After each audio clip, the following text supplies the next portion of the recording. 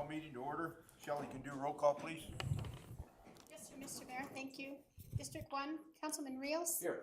District 2, Councilman Pastor. Here. District 3, Councilman Leatham is excused. District 4, Vice Mayor Stapleton. Here. District 5, Councilman Gonzalez. Here. District 6, Councilman Shipley is also excused. Mr. Mayor, we have a quorum. Thank you, Shelley. Can you lead us in the invocation, Shelley?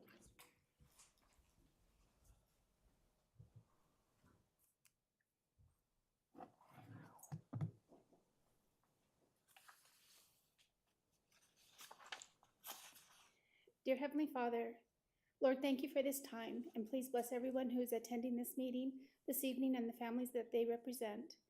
We pray that you bless the council and the decisions they make, that they will be a blessing to this community. Please bless our first responders and the people they help. We ask that you be with our field personnel and protect them. Thank you for this privilege to serve this community. In Jesus' name I pray. Amen. Amen. Freddie, can you lead us in the Yes, Mr. Mayor, thank you. I pledge allegiance to the flag of the United States of America and to the republic for which it stands, one nation, under God, indivisible, with liberty and justice for all.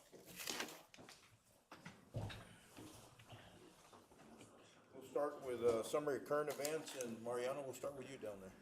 Mr. Mayor, I just want to mention that a company had brought the fire truck yesterday for interested personnel to look at, and got to get up on that ladder and look around. And haven't been on a fire truck since we purchased the other fire truck a few years ago. This one's scope and ability is a lot bigger, state of the art.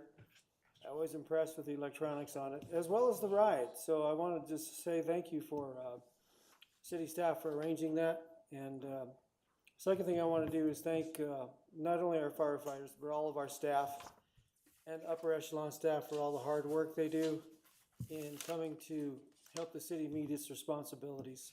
That's all I have, Mr. Mayor. Thank you. Thank you, Mariano. Freddie? Thank you, Mayor. Yeah, I also had the opportunity to get on the ladder truck, look around, have some of the fire personnel explain the apparatus, its functions, its capabilities, and just the modern marvel, really, for me. You know, I'm not I've been on carnival rides before, but this is a little bit different. 100 feet, 100-foot ladder, 100+ foot is much higher than it sounds. But just the way this apparatus is able to function and all these safety mechanisms that are in place to keep the firefighters secure and to keep the ladder in any position from overextending is I thought was really impressive. It's a safe keep. It takes out the operator error to some extent, in my opinion, and it keeps those firefighters safe. So I really hope that this council, this mayor and council and staff, that we can manage our resources however we can to continue our press forward to gain one of these apparatuses for our own communities here in this region. It comes at a heavy price, but just the things that it can do in firefighting and life-saving, I think it's all worth it. So, thank you, Mayor. Thank you, Freddie. Mike? Thank you, Mayor. Mr. Mayor, as you know, I sit on the library committee, and we all have a little notice on our desk about Dr. Seuss's birthday's coming up March 1st, and Rael's having some activities from noon to 2 over at the library. And if anybody would like to come and read some stories, she would appreciate it. It would help her. And also on the 28th, this Friday, at 1 o'clock will be the dedication for the outdoor Ramada. And I think it's important that we show up and let the city know, let the citizens know that we're involved. So, thank you. Thank you, Mike. Mike? Thank you, Mayor. I too got the experience of going to the carnival, I guess, yesterday. So I got a little paragraph that I wrote, so I'd like to read that, and we're gonna man the screen, correct? Okay. So on Monday, February 24th, representatives from Rosenbauer, a manufacturer of fire equipment, apparatus, and parts, visited Globe to offer a demonstration of the King Cobra, and that's putting it lightly. And it's a 101-foot aerial platform with smart aerial technology for smooth operation. Joystick controls and prevents the operator from exceeding the aerial ladder limitations in any of the configurations. On the Rosenbauer Commander custom chassis, which has one of the highest safety test ratings, it's equipped with a Cummins diesel, and the frame and the body have a lifetime warranty. So you can see the pictures that were up there. Did we go through all of them already? No, not yet. Not yet, okay. I'm petrified of heights. I don't know what I was thinking. I just walked right into the bucket and off we went. We get 100 feet up, and I was holding on for dear life. And Danny back there, he rode with me, and Tony, and they're like, it's no big deal. Danny's taking pictures, no hands. I'm like, you're out of your mind. But I mean, look how high that thing goes. I mean, I have a whole new respect for firefighters. I mean, when we were all the way up, I did happen to look behind me at the ladder going straight down 100 feet, and it was like, there's no way. Climbing that thing, you've been there. It's just crazy. So, same thing that Freddie said, it'd be nice to, purchase that ladder or a ladder. I'm sure that we will do something in the near future, being that the ladder we do have is no longer in use. So, enjoy the pictures, and if you come back, go for the ride. That's all I have, Mayor. Thank you, Mike. I don't know if you got a mic stand or not. It's way over there. What are you looking for? The mic. Can you hear me right, or? Can I throw it? Yeah.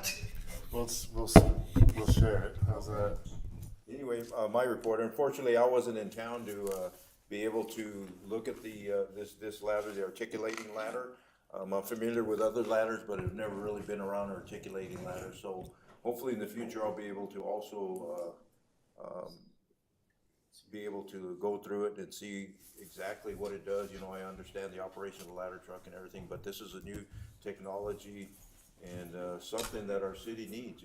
We're gonna need to look at the purchase of the ladder truck because we have nothing that of that at the current time. So hopefully I'll get a chance in the future to look at it. So some of the announcements I have on March 4th, there's gonna be a town hall at Gila Community College, and at that time they're gonna give us an update on the status of the college. I think they're moving forward. I think they got the approvals to be able to be independent from Eastern Arizona, and hopefully that'll help move forward and elevate our community as an independent college. So if you're interested, it's at, I didn't put a time.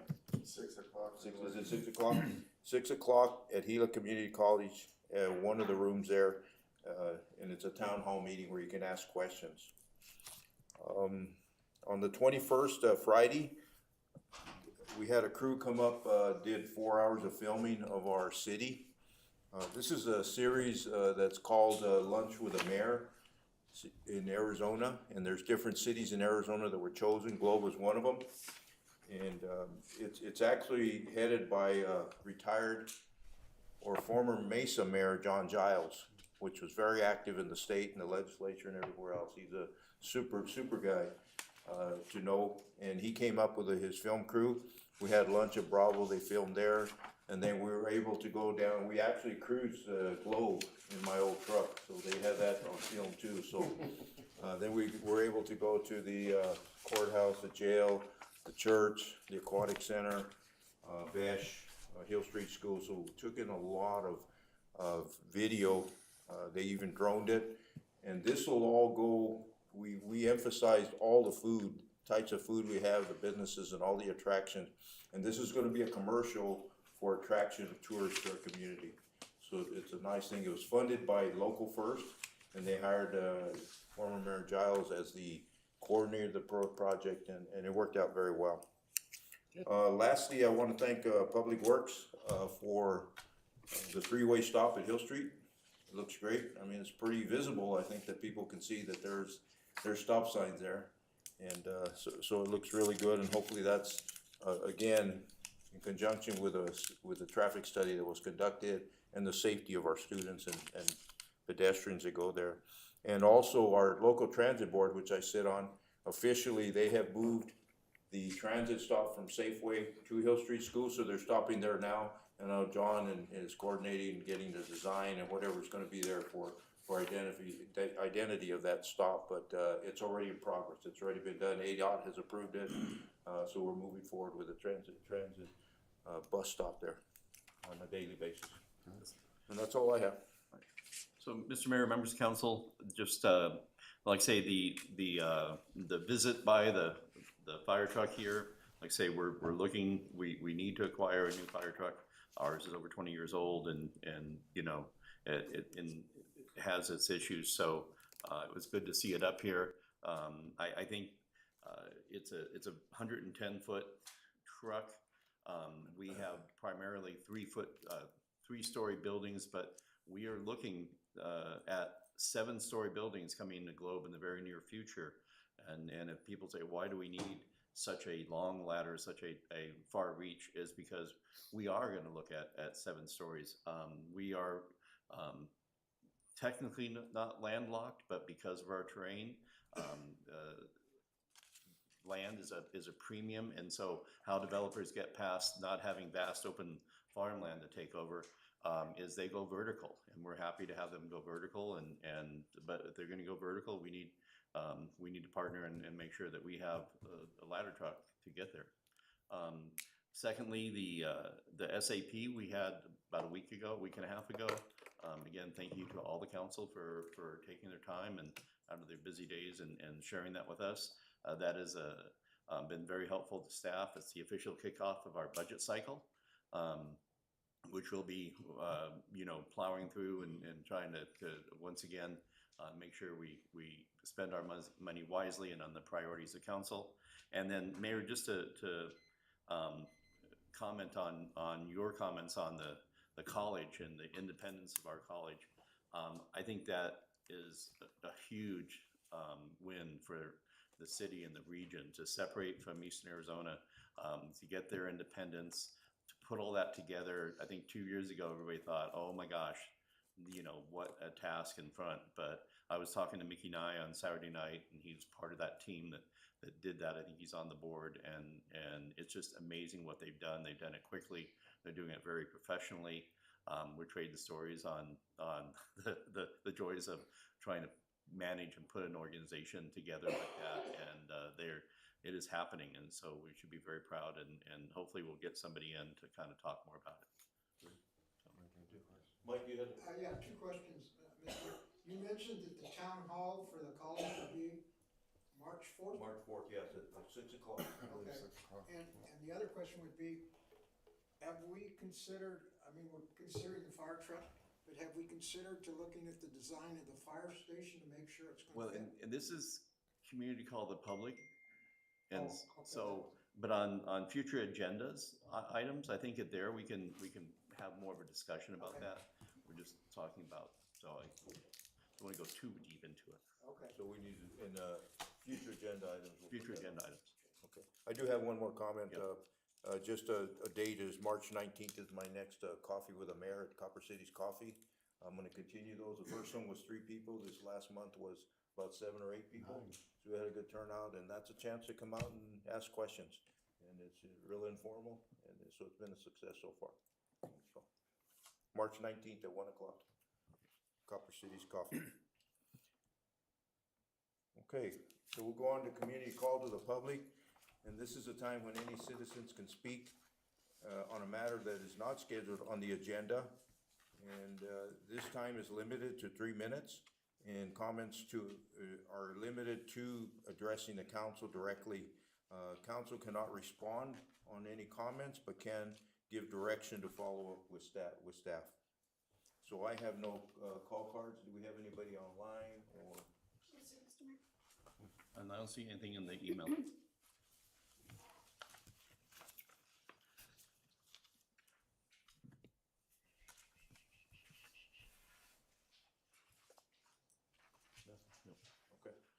So we'll move on to special presentations. Item 3A is project update.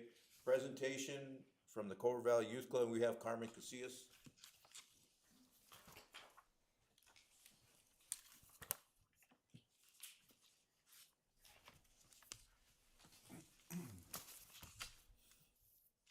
Thank you, Mayor and Council, for giving me this opportunity again. As we all should know, I love coming up here and giving updates on the Clover Valley Youth Club and what we're doing.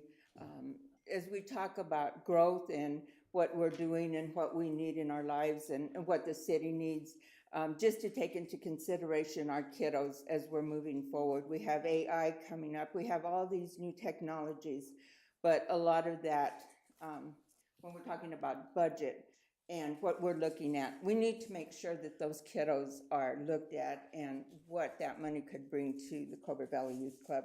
I did put it in paper this time because I was hoping that our treasurer would come and do a quick report. Unfortunately, he is the comptroller for the Clover Valley Hospital, Brian Romney, and so he's really tied up. So I'm going to just quickly give an update about our Clover Valley Youth Club. We're empowering, we're inspiring, and we're engaging the next generation. And the next generation does not necessarily need to be first responders or police officers. They need to be law-abiding citizens who can contribute to our community and engage and help with just being part of this community in a positive way. But before I start, if anybody knows me, it's hard for me to, if I don't say thank you, it's because I don't mean it. But I'm here before the council to tell you that I need to personally thank our first responders. So when we're talking about the ladder truck and what is needed, I took a quick trip to Yarnell, and if no one has done that, it's very emotional. And we're looking at our firefighters and our first responders who come out and who do save our lives and save our buildings. So I do want to recognize them. And Chief Gary Robertson, we had our Christmas party, and the fire engines came in with Santa Claus, it was Mrs. Claus, and came out. And some of these kiddos don't know any of this, and so they were excited. We have a lot of kiddos that are poverty level. And so just to see the faces on these kiddos was just really amazing. So I need to thank them, and also to our police department. We've had a few incidences out there because we're open. We're working on getting that gate closed with John Angulo, but we've had individuals that have gone in and actually approached a child. And so at that moment, we called and they were there. There was not a hesitant of the officers being there. So those are the first ones I need to thank personally. So thank you for all you do for our community. I also need to thank PHI Air Medical. They are always involved with us, whatever we're doing. Carlotta Copper purchased turkeys for all our families this year. And APS, they sponsored a few of our kiddos. And again, John Angulo, who's sitting here, he keeps me on my toes. We have words back and forth, but I can't thank him enough for all that he does and to make sure that we're doing what we need to do. And so those are a few of my thank yous, and that's because those are from what what I really mean, because we're all human and people do make mistakes, but we all have to come together as one to make sure that things happen. I'd just like for me to meet our team, because we have some new board members. Myself, I'm the president. Fernando Shipley, who I know wasn't going to be here, he's our secretary, and he's the one who has stayed with this project from day one. Brian Romney, our treasurer, as I said, he's the comptroller for the hospital. Liz and Russ Fetterman, who originally started this club, have come back on board. Regina Ortega, Dr. Richard Ramos, who's the superintendent of Miami Schools, and Alexis Rivera. And our staff is Arissa and Annabelle Angulo, I've always had problems saying their names, but without them and without the personnel, we would not have the great program that we do have. We do know that juvenile crime happens between 3 and 7 p.m. We do know that. We've documented that. But we also know that after-school recreational programming does decrease juvenile crime. And it has helped with the bullying. It's helped with, we've had kiddos that have come in that said they want to run away. Some have wanted to use drugs because of their home environment. But we've worked through those. And so we know that we've had positive outcomes. We work with many kiddos from Globam and San Carlos who live below the poverty level.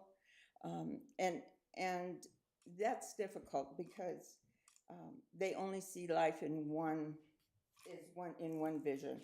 And by them being there, we've actually increased their grades. Their grades have come up. So I'm very proud of our staff. You know, we need to teach them the important things in life. It's not the end result. It's not about winning. It's about the journey. It's about doing positive things and trying. Even if you don't win, they've tried. And that's the important thing, is trying. We do after-school tutoring, which I said is really great. We have fitness challenges. We make the kiddos run out there. A lot of them don't like that, but, you know, we get them out there and running. And a lot of arts and crafts, music. We have drums, and we are donated a piano. So this summer, we're going to be looking at bringing in someone who knows something about music and start those kiddos down that line also. They're learning Apache language right now. We've had Japanese language. We'll be learning some Spanish. So these kiddos get a taste of everything, like the taste of the restaurants, right? They get a taste of everything so they know, they can have an idea of what they want to do. You know, I could go on and on and on because we see the changes in these kiddos. We see what's happening and work hard every day to make sure that these kids are safe. That's our priority, is safety. We feed them. We make sure that they're clothed. If they need something, we go and get it for them.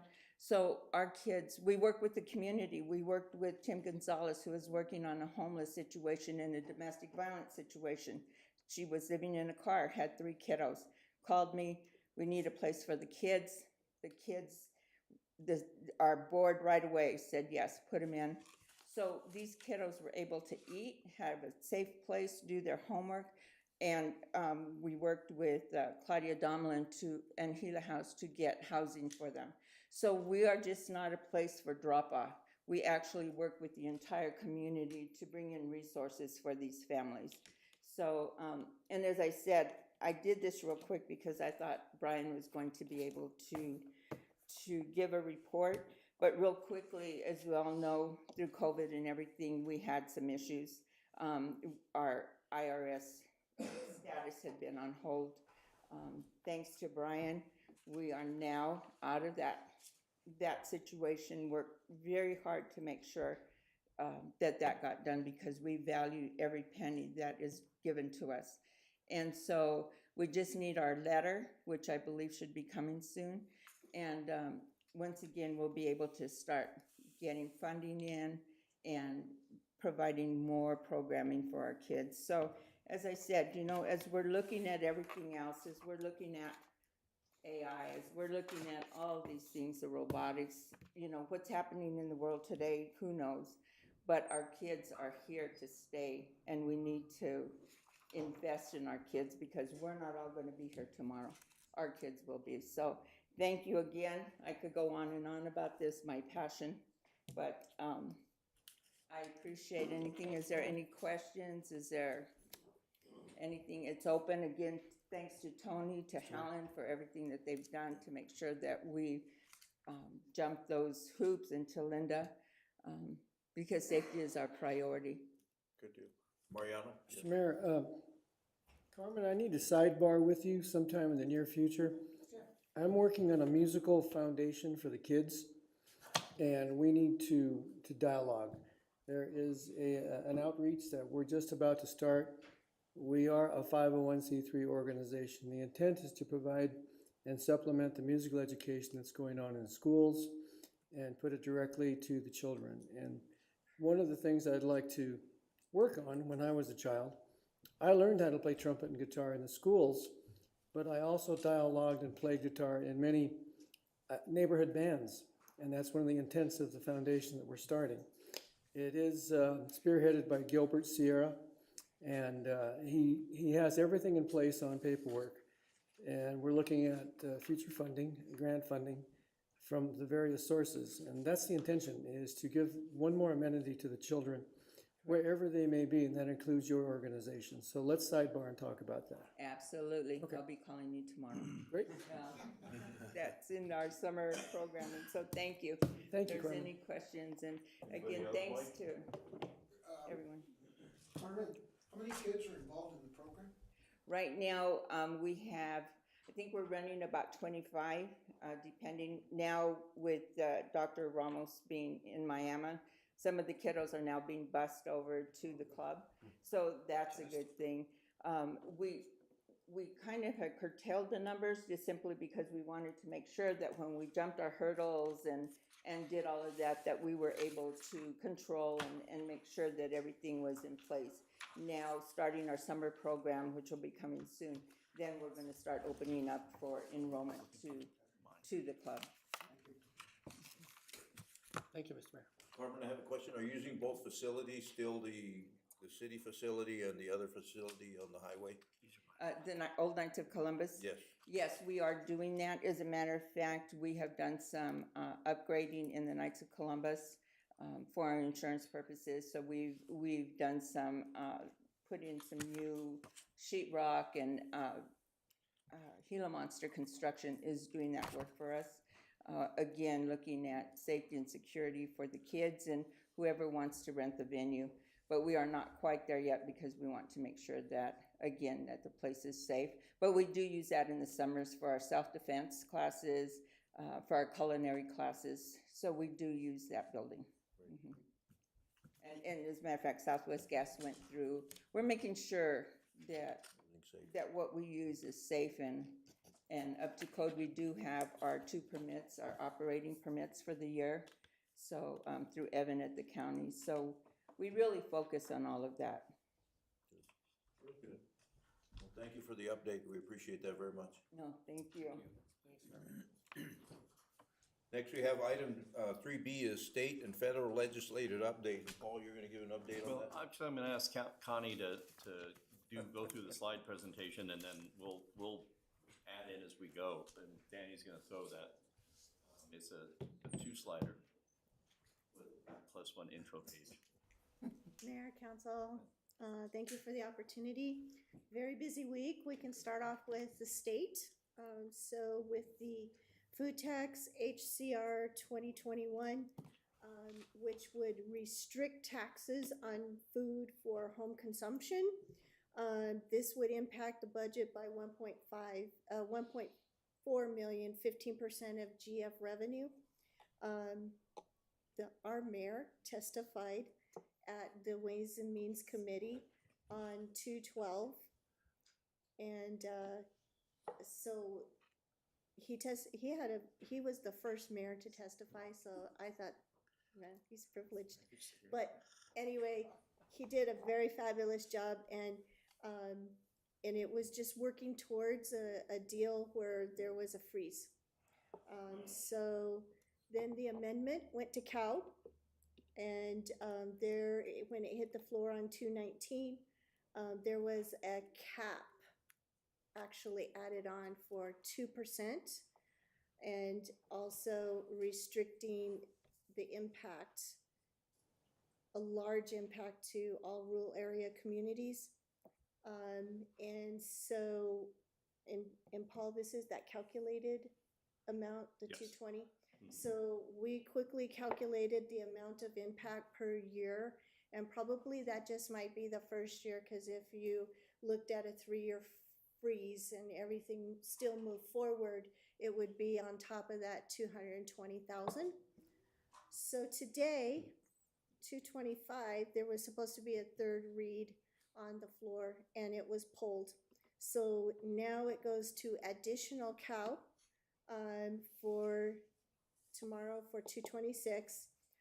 And the workaround we're hoping for is a 4% cap with populations under 70,000. And so that looks good for our rural area communities, including ourselves. Originally, though, then what'll happen is if you're over 70,000, then your cap will be 2%. Sir? So, Mr. Mayor, members of council, just a quick, so COW is committee of the whole. You have committee, then committee of the whole, then final read is for approval. What makes this, so our state presentation on legislative update is limited to this food tax bill. It's a House continuing resolution, which would put the food tax bill on the ballot. It wouldn't be, you know, a lot of times, sometimes these things get vetoed by the governor. There's a little bit of a check and balance on that. This has no check and balance. But Mayor, to your benefit and to many of the mayors, over 20 mayors, went down, hammered out, thought we had a deal. Everybody kind of kept the pressure up, kept the momentum up, and it was held today. Like say, it will go to additional cow, meaning additional cow is important because that's the only place you can modify a bill. Okay, you can't modify, you can't amend in third read.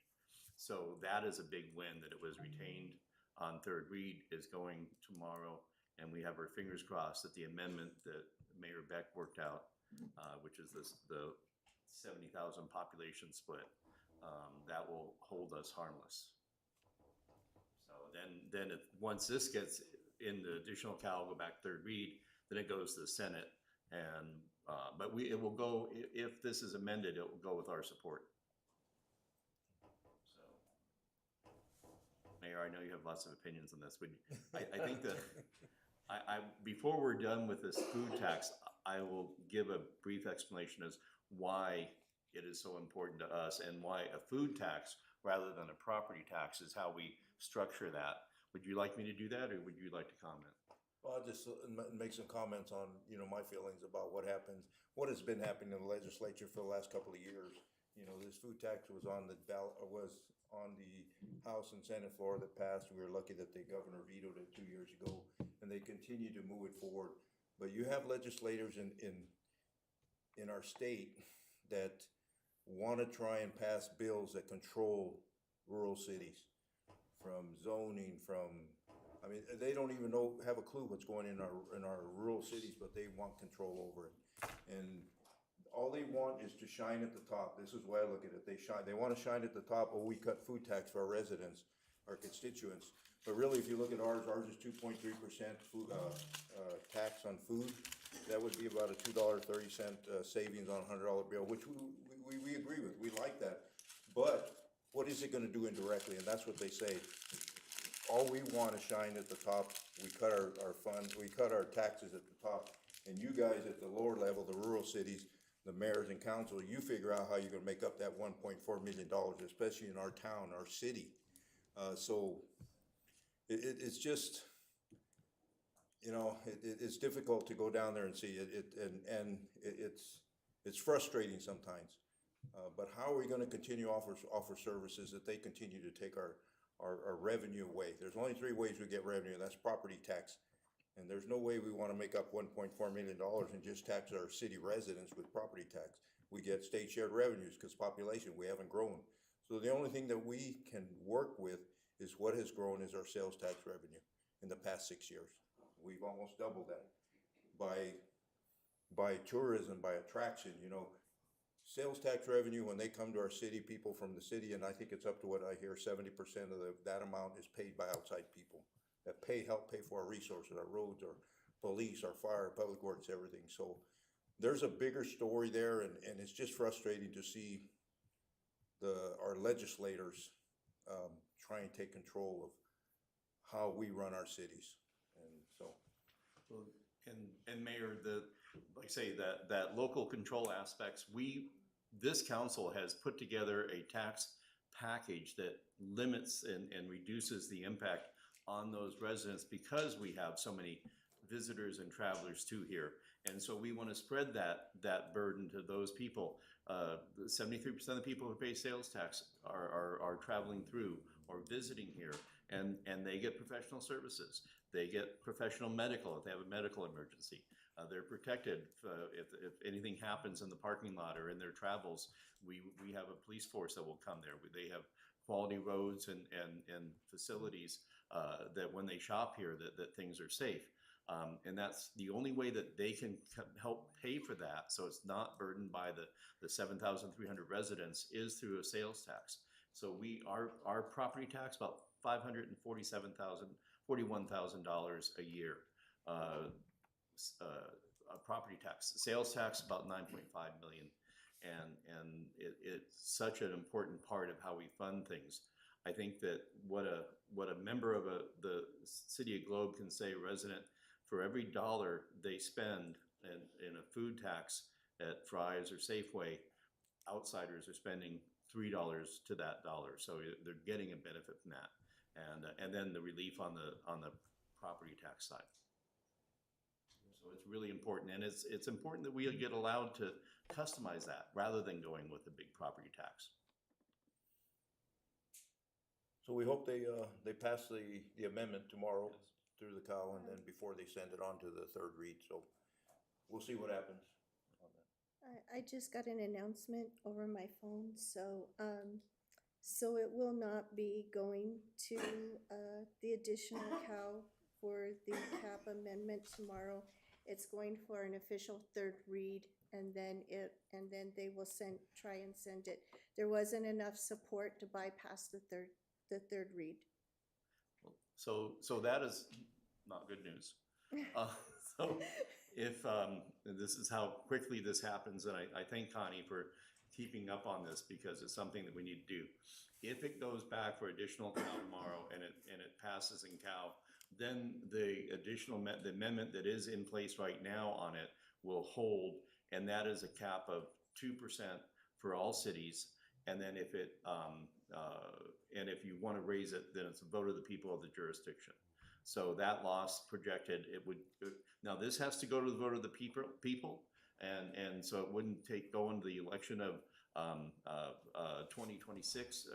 So it wouldn't actually take effect, I think, until June of 2028. But at that point, it'd be about a $220,000 hit On our city. Yeah. Hopefully we didn't jinx it. Yeah. But so now and we still, I think the strategy is still to go to the Senate, and so if the amendment isn't there, then they still have to go to the Senate, and we will reach out to the Senate and make our case with those rule senators and continue the fight. Mayor will be making a couple trips down there.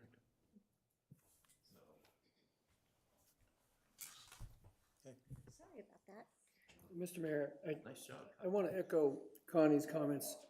I was there when you made that first testimony, and the timing and the explanation that you gave couldn't have been better. You were first up on the agenda. You went to the heart of the matter in a very persuasive manner, and they held you to 3 minutes, and you made your case.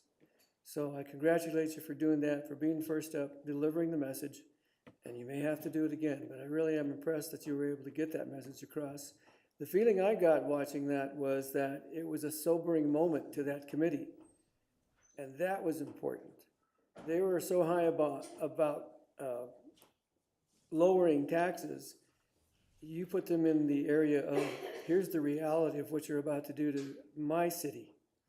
And that was a very sobering moment, and I know they will remember that. And hopefully, you can do it again at the Senate level. But you have my congratulations for achieving that. Thank you, Mr. Mayor. Thank you. That's all I have. Okay. So maybe we Let's can go. go to happier news, like with the federal government. So busy week there too. All of the current grants that are federally funded that the city of Globe has been awarded are not impacted by any presidential executive orders at this time. So that's really good news. The Globe delegation will travel to Washington DC, March 25th through the 27th. So they'll be meeting with our Arizona congressional delegation, as well as the U.S. Army Corps of Engineers, Federal Rail Administration, EPA, USDA, EDA, and the U.S. Forestry Service. And Connie, do you want to explain, sound, or say those acronyms Oh, okay. in full language? So the U.S. Army Corps of Engineers and the Federal Rail Administration, Environmental Protection Agency, the United States Department of Agriculture. Agriculture, yes, thank you, and EDA, and having a blank, and the United States Forestry Service. EDA is the Economic Development Association, so there we go. And Mr. Mayor, members of council, like I say, we have USA's funding, Army Corps of Engineer funding, EPA, we have some grants we're looking at, and then just advantages, Federal Rail, because we have some land that the railroad we have things that we need to talk that are gonna try to either smooth over, or put advantages to the city of Globe, or capture federal funding that will benefit the city of Globe. And can I add a couple of Yes, things? yeah, go ahead. Okay, so with the Army Corps of Engineers, we're in active projects with them, with the McCormick Wash, so we're in the study portion of McCormick Wash, so we would be looking for construction dollars after that study. And then with EPA, our CDS from Gallegos actually sits with EPA Region 9 right now. And so we're filling out all of the application forms in order to extract those dollars. And we would just like attention to that so we can get that funding sooner. And USDA, of course, we have the money with the Michelson building. We'll just update them on that project. EDA is where we're looking for more federal funding for different projects. And the U.S. Forestry Service, we would be just updating them and also looking at any kind of disaster information that they have in case we would have another catastrophic disaster as we did in 21. And then we have our top 5 requests, which you can see there. Like I say, we're looking for funding for the ladder truck design for the fire station, additional McCormick spending. Our federal lobbyist says there are some new options maybe for police vehicles. We're gonna explore those. And then expanding the 595 program, which is our water infrastructure. So, And can I just? yes. So I know Councilman Pastor had a question about the design with the King Cobra.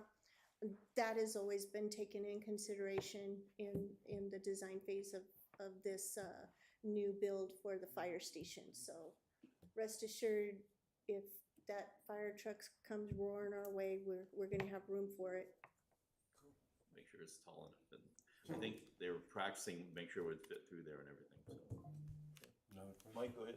Yeah, so which of the members are going to, on this trip?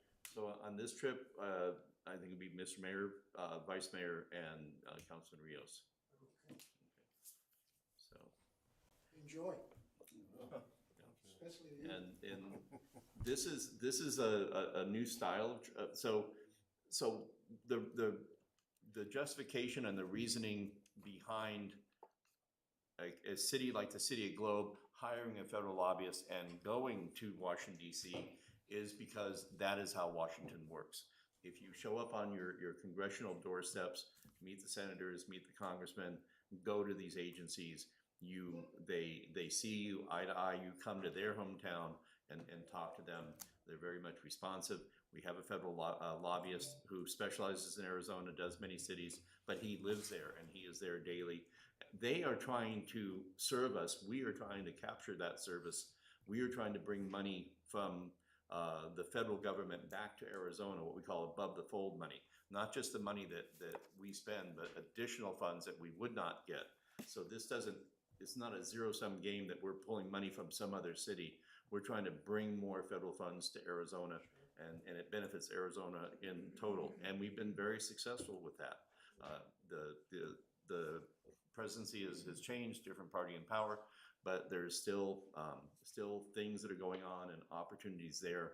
And we play the long game and make sure that we participate, and that they know that, you know, we are a small community in a rural area that needs certain levels of support, and they have opportunities for us, and just trying to play matchmaker for this stuff.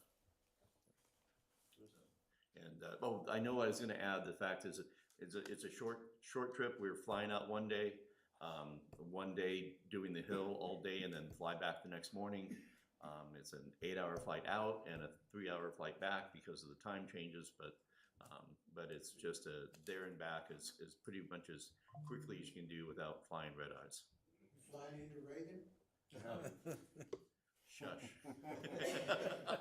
Right? Probably the safest airport in the world right now, because they're very Yeah, in tune. nobody's going there. You're killing me here. I've done it. I've done it many times. So, Mr. Mayor, members of council, any questions? Any questions? No, thank you, Mr. Mayor. I'd like to make one more comment that also, if, we're gonna bring him here, but our representative Walt Blackman from District 7, who took David Cook's place, is very supportive of rural communities. I mean, he's the only one that has the cojones to vote against party line. He's the only one up there in that legislature. He's voted against it, and it'll probably cost him his position in the good future because he voted against his party. So just, if he comes to Globe, or if you see him, meet him, thank him for his support. Yes. He's a very strong Bet. supporter. So. Thank you. Deal. And you, Mr. Mayor, Tony. members of the council, we have 2 late items we added on, but traditionally those items, one is an update on Community Services Department, and the other is a motion or an item that Dana is online. Mr. Mayor, I respectfully ask if you could pull those 2 items forward and maybe insert them as the next 2 items. We good with that? And so, Okay. yeah, so we would have community development 2024 overview while we're in the presentation mode, and then go to the hospital drive resolution. Okay, so we'll go to late agenda items at item 7A. Is consideration to approve resolution number 1895 for case number S-2401, the final plat for Hospital Drive, a dedication of right-of-way and grant of public and private easements along and adjacent to Hospital Drive for approximately 4.12 acres of land in the C2 immediate commercial zoning district, affecting portions of assessor parcel number 206-04-005B, 206-04-0051, 206-04-005F, 206-07-005D, and 206-07-007S. And Shelley, can you read resolution number 1895, please? Mr. Mayor, we don't need to include the resolution in this item. don't? This resolution was previously approved in October of 2024. It was an error to include it with this. It is part of the final plat that will be recorded, but we don't need to run that through the record. Okay. I think Dana is on Zoom to present this. I am. Thank you. Hello, Dana, we can hear you. Yes, we can. We're good. Chair Guevara, council members, pleasure to have this item before you this evening, and what this item is a execution of one of the multiple agreements that we have with DHT, and the situation with DHT with regards to the reconstruction of Hospital Drive. We've also approved back in September of last year. And what it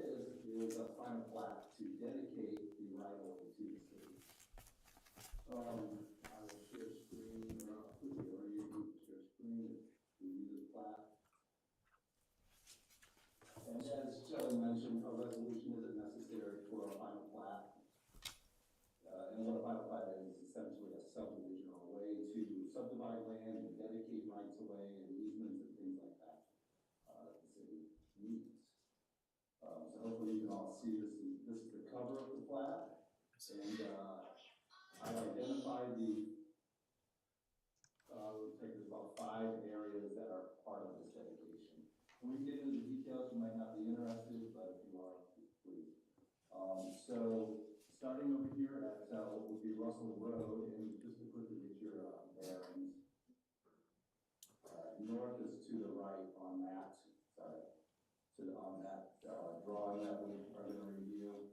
Basically, we're looking at the hospital drive right here, going all the way down to the hospital from Russell Road to the termination at the hospital and some county parcels. So with that, so what BHP was kind enough to do through our negotiations was to dedicate, first of all, Hospital Drive has an existing 50-foot width right-of-way, which is a local dimension, a local street right-of-way. So we knew Hospital Drive will have more traffic as things develop down in that area and their hospital develops. So we would want to Collector Roadway. We would want a hospital, school, things like that, access from Collector Roadway, arterial, something that's a higher capacity classification of a roadway. So they dedicated this additional 10 feet to widen, in the future, the city will be able to widen Hospital Drive. One thing we learned through the process was that this portion, here's Cherokee Avenue, which goes to Miami Gardens, and again, north is to the right for the most part. This was never fully dedicated to the county, which then the county turned over to the city. So it was never dedicated, it was still being held by BHP. That became evident when we were discussing the improvement plans for Hospital Drive and looking at ownership and so on. We recognize, yes, there's some dedications that need to occur for the city to take ownership of Hospital Drive. So the red areas are the right-of-way dedications that are happening. And again, this is a full 60-foot width, which is could be a minor urban collector road or our rural collector roadway detail. And then obviously you're aware of the roundabout in this area, the red area. The green portion is the dedication of a drainage easement to provide access, and we want all drainage facilities and structures within the easement, so they're looking to maintain perpetuity. And city has access, and the city has to maintain those for the property owner. This blue area, the parking access easement that was agreed to in the development agreement for and provided by BHP, I think is in their agreement to the hospital for certain improvements. And then this yellow area on the far north, the northwest corner of Russell Road Hospital Drive is the location where the hospital and BHP agreed to locate the old hospital sign, which you see over there. Because it's an off-site sign, something that we approved through the EA. We want to make sure there's an easement established there, and that's more of a private party agreement, but we want to make sure that we have that easement is recognized in that relationship that BHP and the hospital have. So that's the totality of the plat, or what's being platted and dedicated. There's statements in there. When we sign this document, this Mylar, in the coming weeks, that's the execution. As well, our city engineer will sign it, and the surveyor and so forth. The hospital is a party to this agreement. Here's our dedication statement dedicating all of this land, all of these components, and so forth. You see 4 different sheets here. We do have some outstanding red lines, nothing major. BHP's been very much working with the city and obliging us with all the requirements for this technical information and dedication. And then they also just dedicated and added 8-foot public utility easement behind the right-of-way on their private property. That's where you want to drive utilities typically in our subdivisions.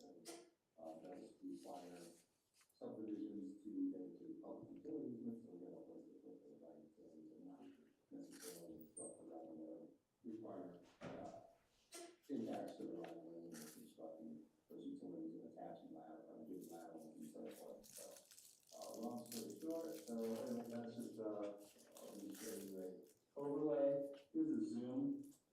underlay of the, plat here, the plat here. Here's that large drainage easement, that's all drainage structure, as you can see. Easements are both drainage and sidewalk, you see another one of those easements down here. This area that's left out, right through here, you can see, kind of to the center left of the circle is owned by Gila County. And at some point, the city will, approach them and discuss the transfer of those parcels to the city for purposes.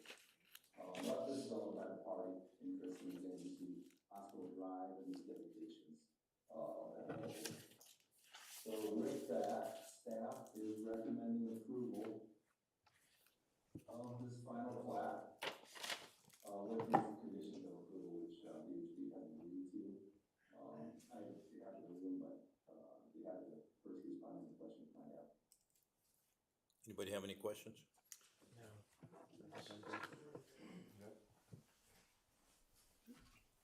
Mr. Mayor, members of council, we thank Dana for doing these types of projects for us. Yeah. It's very complex, very detailed, very legalistic, and he works with Bill and with everybody, and so we're thankful that we have somebody, you know, that can pull these together and move these for us, because it's important.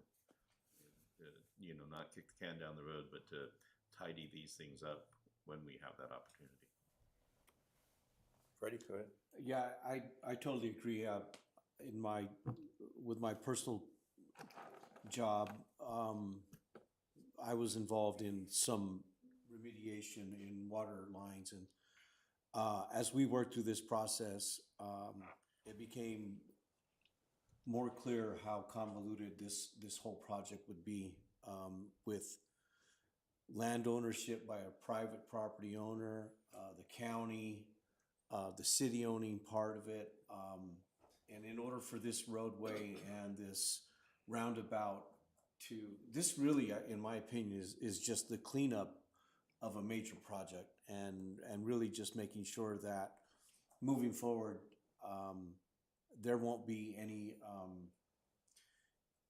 any issues with property rights, ownerships, and things like that, because there was just so many other entities that had a piece of property in this whole project, and to bring it all together and clean it all up with this plat is really the icing on the cake for this entire project. So thank you, Dana. I know this was a lot of work. It was a lot of work for me. It was a lot of work for my corporate office, because we were deeply involved in a lot of the easements and things like that. And an easement is just a small part of what this whole project is all about. So again, thank you. Mr. Mayor, Mariano? I think that we have a handle on the future of that area, knowing that it's going to be a 2.5 or 3 year project on the tailings up above. So it was good to see everyone come together, and it's great that we have recourse towards the end of the project, so that if we have issues, or if the mine itself or the hospital find issues with the roadway, that we have ways of taking care of it, which hopefully doesn't cost us a lot of money. But the point is that all the entities came together, and it's a good demonstration. It is, I believe, the first roundabout in the region, and to see that kind of intense planning go on behooves well for all the players in the community. So I'd like to thank them all for coming together on this and making it substantial, making it safe, and above all, serving the needs of the community and the county. I'm really pleased that they came to play as well. So we'll see what the future brings, and I realize we have recourse towards the end, and that's why the agreement is in place, to help us out and not put a burden on the city. And I really appreciate that a lot. That's all I have, Mr. Mayor. Thank you. Thank you, Mariano. Do we have a motion for that? Read that here. So we don't need the resolution, correct? No. Mr. Mayor, I would make a motion that we approve the final plat for Hospital Drive as presented today. Second? We have a motion and a second for approval of late agenda item number 7A. Is there any further discussion? All those in favor say aye. Aye. Any opposed, nay. Any abstaining? Motion passed. Thank you, Dana. Thank you, Dana. Thank you, Dana.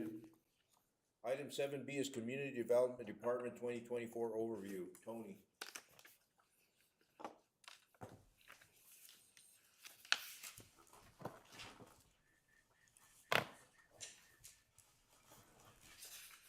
Good evening, Mayor, members of the City Council. Hope you're all well tonight. Thank you. I'm here today to give you an overview of the last year. What had taken place in community development, what we've done over that time, and some highlights and specifics to include some stat numbers for you. Let me get a grip on this remote.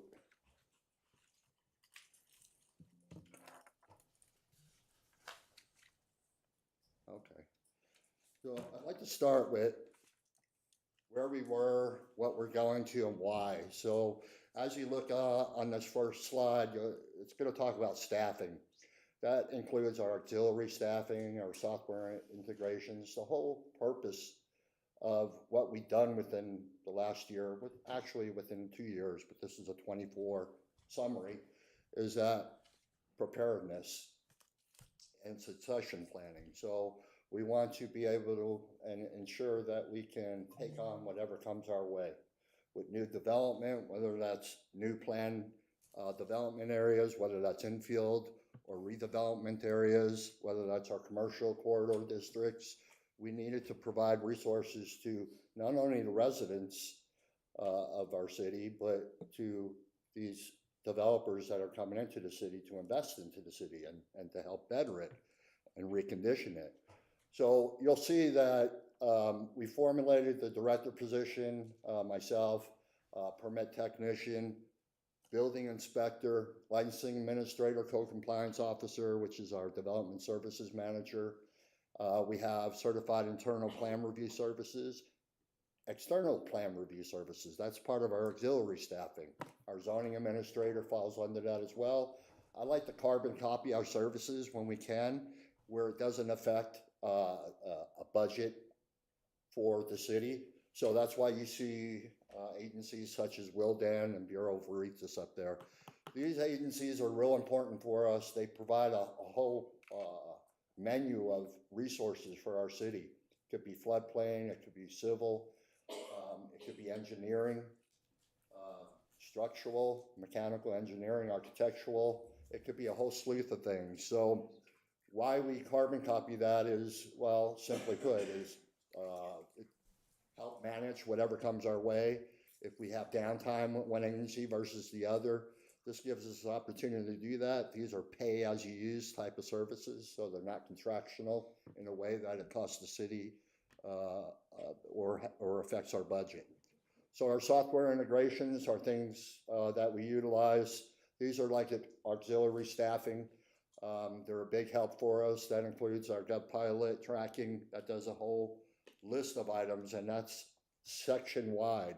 So it's not only just building or community development sections, but it's public works, it's fire, it's zoning, code compliance, it's things like that. It helps us manage that and keep track of what we're doing in the city and documentation. We haven't had that before. That was a new, we embarked on that newly over the last 2 years and trying to make fine tune it to really fit, and it's very customized for Globe's use. So over that time frame, we've been working, each section's been working on customization of these items to better tune it for our city. Cazelle is another software we utilize, particularly for our licensing department, and the ICC code. ICC code is another auxiliary or integration that we get to use for resources. And it's that's what our ICC International Code Council, that's what our code adoption is through.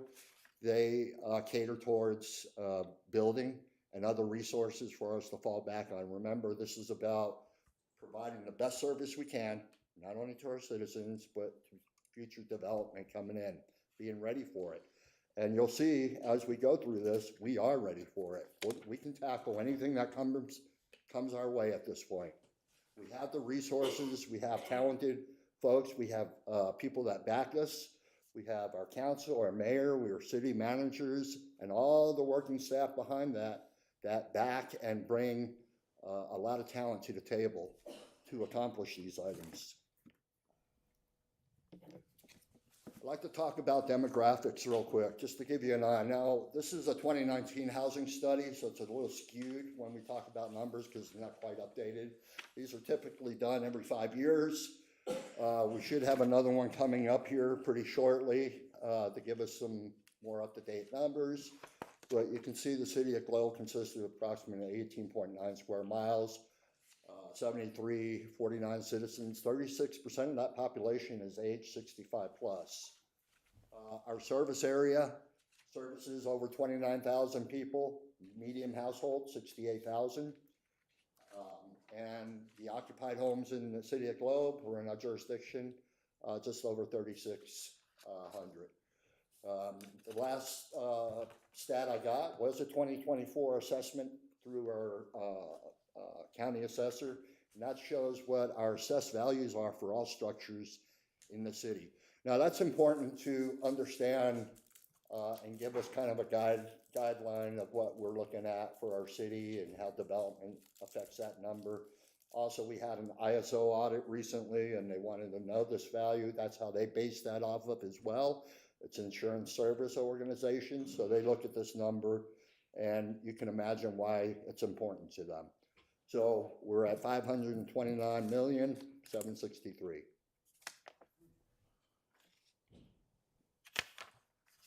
Some of the highlights, and I don't want to go through all these and be long-winded because you know me, I'm very short, right to the point type of guy. I don't take up much time. So why these highlights are important, Mayor, I remember you made a comment to me at the State of the City address when you gave that address, and afterward, you kind of feel, you take a deep breath, and you're like, wow, all that we accomplished, and you had made the statement is you don't realize what you accomplished until you have to bring it up in a forum and talk about it and then present them. And this is kind of the same thing, you know, I call this kind of a state of the department address for each department or section within the city, given these highlights and what we've done, and we come such a long ways. Our 21 code adoption with our new ordinance 889, our redesign of application and forms, tracking software, project and permit reviews, development internal policies and practices, development of community resource center. So all the way through this, you'll see the commonality of what we're trying to do. And again, it's preparedness and it's best serving our citizens of Globe. And so that's really the highlight of what we focus on. At the same time, we better and enrich our team players, and that's for training and memberships. We invest into the ICC, the ASBO, EduCode, betters our knowledge, provides credibility, gives us resources and stats across the United States, so we can keep an eye on what's going on in all jurisdictions, large and small. New website design, we did specific updates and resources, beautiful new website that we have going, that's just going to increase over the next year. Office realignment, again, it's about internal, external customer service, and the use of pre-development meetings, which have come a long ways. As you know, they're offered to people interested in property or development of any sorts, and it's a guiding point to help them get what they want done while providing information about our ordinances, our codes, our infrastructure, our fire requirements. All that comes into play here. It's done at one setting. They get to ask questions, very helpful process. We got a lot of positive feedback from that. So on some of these, I've provided statistics, and just to give you an idea of what things are looking like for us. So as you see these numbers, so we've never had these numbers before, never. And so when you look at these, what's it telling you? We talked about culture change and guiding people into the right locations for the right things, and guiding the city into development and redevelopment and making things better for all. And it comes with a shock, and I understand that. And that's why I say culture change is real important. People have to adjust to it. They're not used to it. People have a purpose of their property. They can do what they want. And we wish that too. We want that. But there's reasons why we have things in place to guide us through that. And that enriches our city. It enriches our neighborhoods. And so these numbers are a direct influence of how people are buying in to our system and utilizing it. And that the 387 front counter walk-in customers that you're seeing there, that's not happened before. People are coming here because they see it as a true resource, as a place they can get information at this point, whether it's good or bad, right? Again, we understand how some things pan out and work, right? But the fact is, we're here to give them the information to help guide them, and hopefully, make their project come to fruition. Our next is our licensing department. This consists of our licensing administrator, that's Mary Helen Sanchez, our former permit technician. She's done an amazing job here. Now, we just took licensing over this past year, so it's a little hard for me to give all the stats that I would like to give and the highlights, because frankly, we were just getting by with providing licensing and doing our best to stay above water. This is where the city invests in personnel to help. Again, this helps the business community, our citizens. And again, this is a culture shock. So all these things that we didn't have in the past are now there. But that also includes enforcement and the reasons why, right? Because again, our business community has to be legitimate, has to have credibility. We want safety for our patrons to go into a business and shop and feel safe, right? And enjoy their experience here in Globe. So our highlights and focus points here, again, a little hard. This will be a better set stat data for you come next year. So, and that's one of the things that we're working on here. So we have dedicated training, customer service for our licensing administrator. We looked at applications and form redesign, our review of our business license needs. That's state, federal, and local jurisdiction requirements. That's something important because by state statute, we have to abide by certain requirements. And so we want to make sure we're in line with that. Same thing with Department of Revenue, ADOR training. So these are opportunities to get involved, which we have, and have communication and get some training and further knowledge and in our processes with licensing right through Department of Revenue. Very important factor. Gazelle tracking software, again, this is, it's been updated, rearranged, customized. We're cleaning it up. One of the things we're doing is data management, and that's where we lacked before.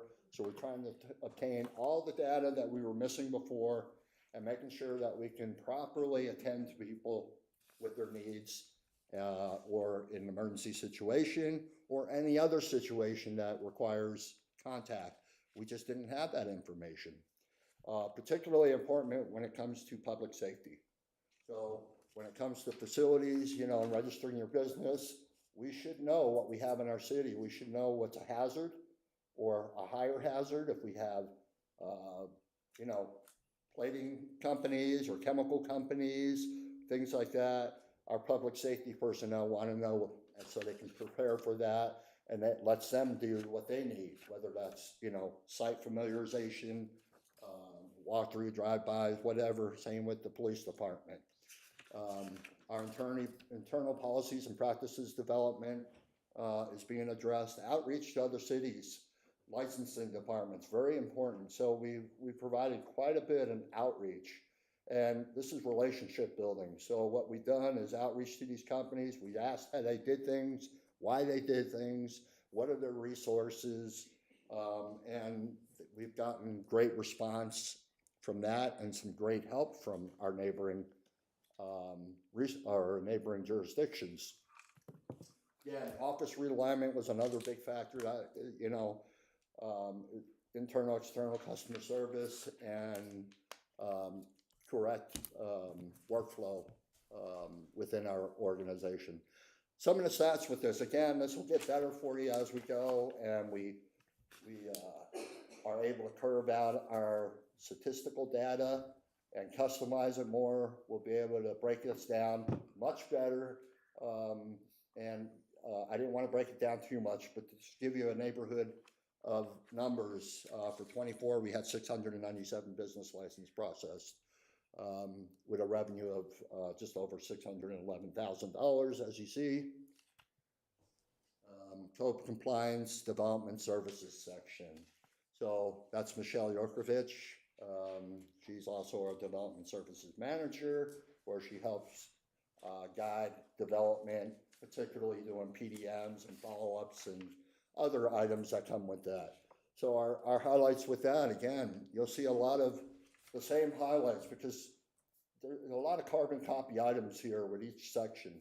We simply needed it, and we needed to update things, and we needed to be in proper alignment. So former design, gut pilot customization, development, internal policy practices, website updates, realignment of our legal processes with our newly onboarded prosecutor and court processes. That was a big item for us.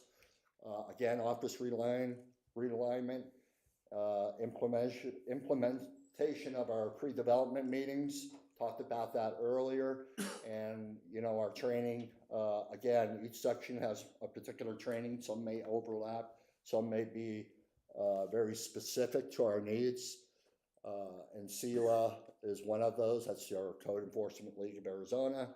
And you'll see under there, I just put what that looks like. It's policies, procedures, zoning, legal aspects, ethics, reporting, writing, code enforcement, communication, code enforcement and safety. So a lot of good stuff comes out of these trainings. And so I want to ensure that you understand that during all that we do, we're investing within our teammates, and we're training as much as we can so they have a better understanding, so we provide the best product at the end of the day for our citizens. Statistical data here, again, there's a little bit more to this, but we'll talk about pre-development meetings. We'd have 52 in 2024, 80 code cases, 49 court appearances, 46 closed cases, 3 community cleanup events conducted. This is on the development services side. That's 103 tons of trash collected in just 3 events for 2024. That doesn't even count the extra items that we have, the tires, the recycled metal, the appliances. This is trash container tons only. And we had a shred event. This has gone so well that we get calls now that, people asking, hey, when, and some people already recognize when we're doing these events, and they'll call and say, hey, are we having an event coming up in April? Or, yep, we are. And so they look forward to these events, and they recognize their value. Our zoning department, our zoning administrator, Dana Burkhart, he is a third-party administrator for us, does a lot of great work for us. I highlighted and summarized, again, this is another statistical data avenue we're working on, so we can break things down a little further. But this is, again, a lot of overlap, form updates, redesign, got pilot, internal policies, website updates, zoning ordinance reviews, minor land division, conditional use permits, zoning reviews for site developments, lot line adjustments, rezoning, HPAC reviews, and the P&Z committee oversight. Why is this important? So everything starts here at zoning. So that communication has to start there, and that's why we use the PDM. Is first and foremost, it gives you what the land use is and what you can do there, permissible, non-permissible, what actions can take there. It allows us to look at lot lines. And in the city of Globe, as you imagine, we have lot lines that go straight through people's living rooms. And so, or we have zoning district that kind of don't make sense, right? We might have a commercial district in the middle of a residential. It was zoned that way for whatever reason back in the day. And when these projects, we have so much of it, we have to take it as they come. And so, but when they do come, we just don't put it on the shelf, we address it. And that's where Dana stays very busy with this, is we fix these lines, we fix these zoning districts, and so they make more sense for people and what they want to do in their area. So if we can fix it, and it makes sense to fix it, and it's out of alignment, then we will address it at that point. So our 2025 focus points, so with all that in mind, we swing that over to 25, and then we add some other things. Our infield development, we're seeing a rise, as you see with the numbers, with permitting, that because of development or redevelopment. So infield development is what we have the most of, and that's what we focus on. We have some land, some dirt that we develop on. Of course, we want to focus on that and not take opportunity how it comes, but our infield development and redevelopment is a very important aspect for us. As you know, we're in a housing shortage. And what we have in Globe, what we found is we have a large number of vacated or dilapidated homes here in the city that can increase our home inventory. And so our focus is try to entice that and try to get that going. That's where economic development comes in, and that's where building, they go hand in hand. We're trying to get some people to take advantage of that. And what we're seeing is just that. We're seeing people that come in, they're buying these lots, they're investing in houses. We've had new home development here over the last 2 years. We're seeing a trend where each year site-built homes have gone up, where in the past, we were lucky if we saw one within a year.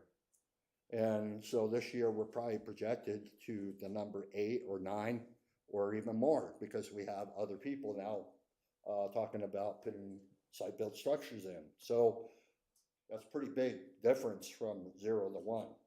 So that's where that infield comes in. So we have a lot of vacated lots that we can utilize. Some of those lots, we have to look at zoning and decide, you know, maybe the density or the size of the lot isn't fitting.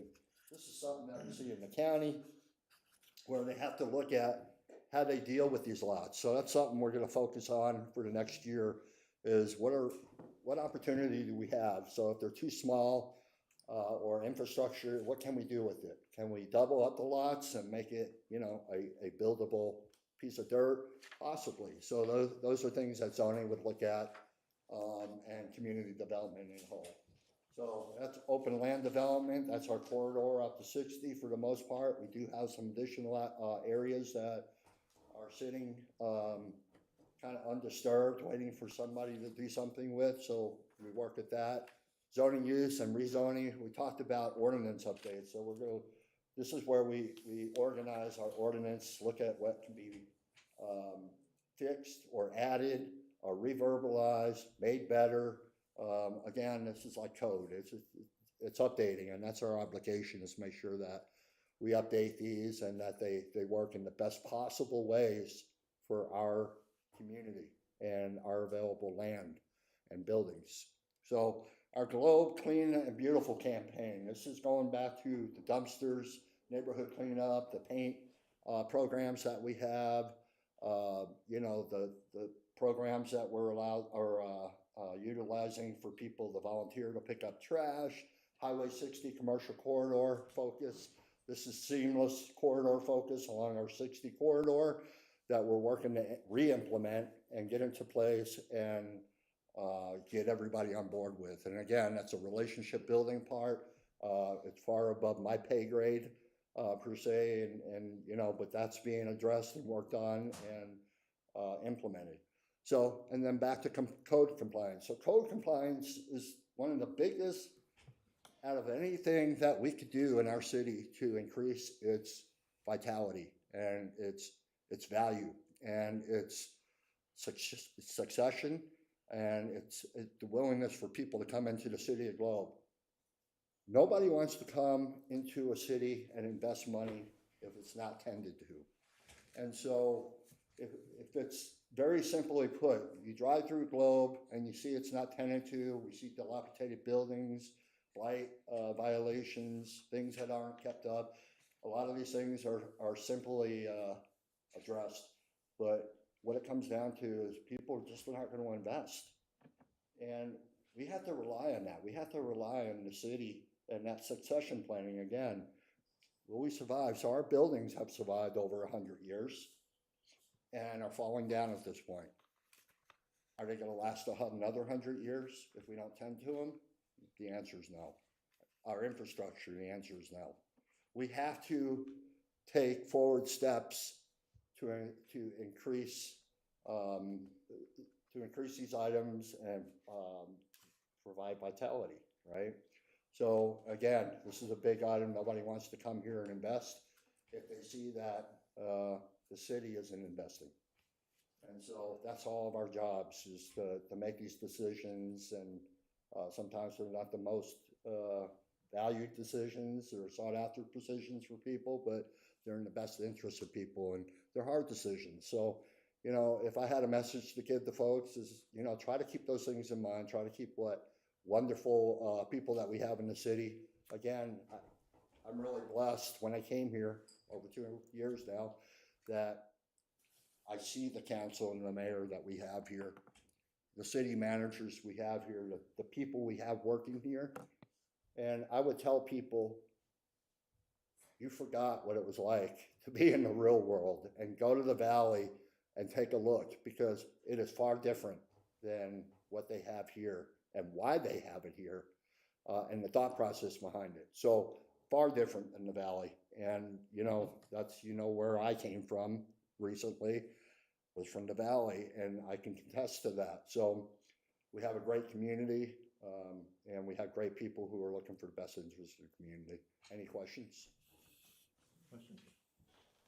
Comment? No questions. A couple comments.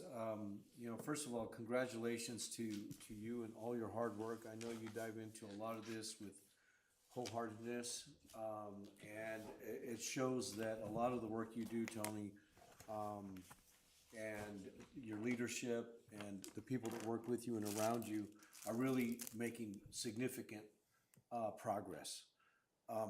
And I say that because there was a time, and no disrespect to the council members that weren't here at the time, there was a time when we were dealt with a lot of negative naysayers. The city was not willing to work with businesses. The city was untouchable. They were hard to work with, and they would walk away. And I remember we would have these conversations on the dais and say, you know, we called it at the time, you know, we got to break down those barriers. And, you know, at the time I didn't know what the barriers were. But after listening to a report like this, you know, we know what the barriers were. And a lot of it was self-inflicted. We just didn't have the staff. We didn't have the expertise. We didn't have the codes. And we found ourselves in a real quagmire with those businesses and residents that wanted to develop here.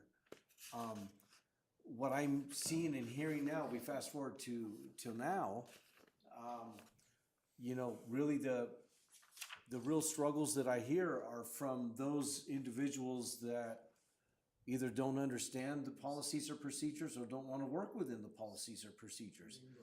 But those that do want to work the policy and procedures, there is a path. There's a path to get where they want to go. And this is the path. This is part of that path. So congratulations, Paul. I know you were here on those conversations too, and hearing those individuals, whether they're business or citizens. And, you know, this is just great. It's great to hear that we're now ready to take on development. Where in the past, we were just kind of flying by the seat of our pants and trying to make development happen. So again, congratulations to everybody that had a hand in this. Thank you for that. Thank you, Freddie. Mayor? Mariano? I guess I'm the same cheerleader, but there's some things that I've seen recently in the valley that are examples of bad planning. Certain county to the south and east of us, you always hear the complaints of, when are they gonna finish building the roads? They're playing catch-up again. We're tired of waiting in line in traffic. And I saw that again today. I was down in that neck of the woods. What I was asked 4 years ago was, what did I think of the future of Globe?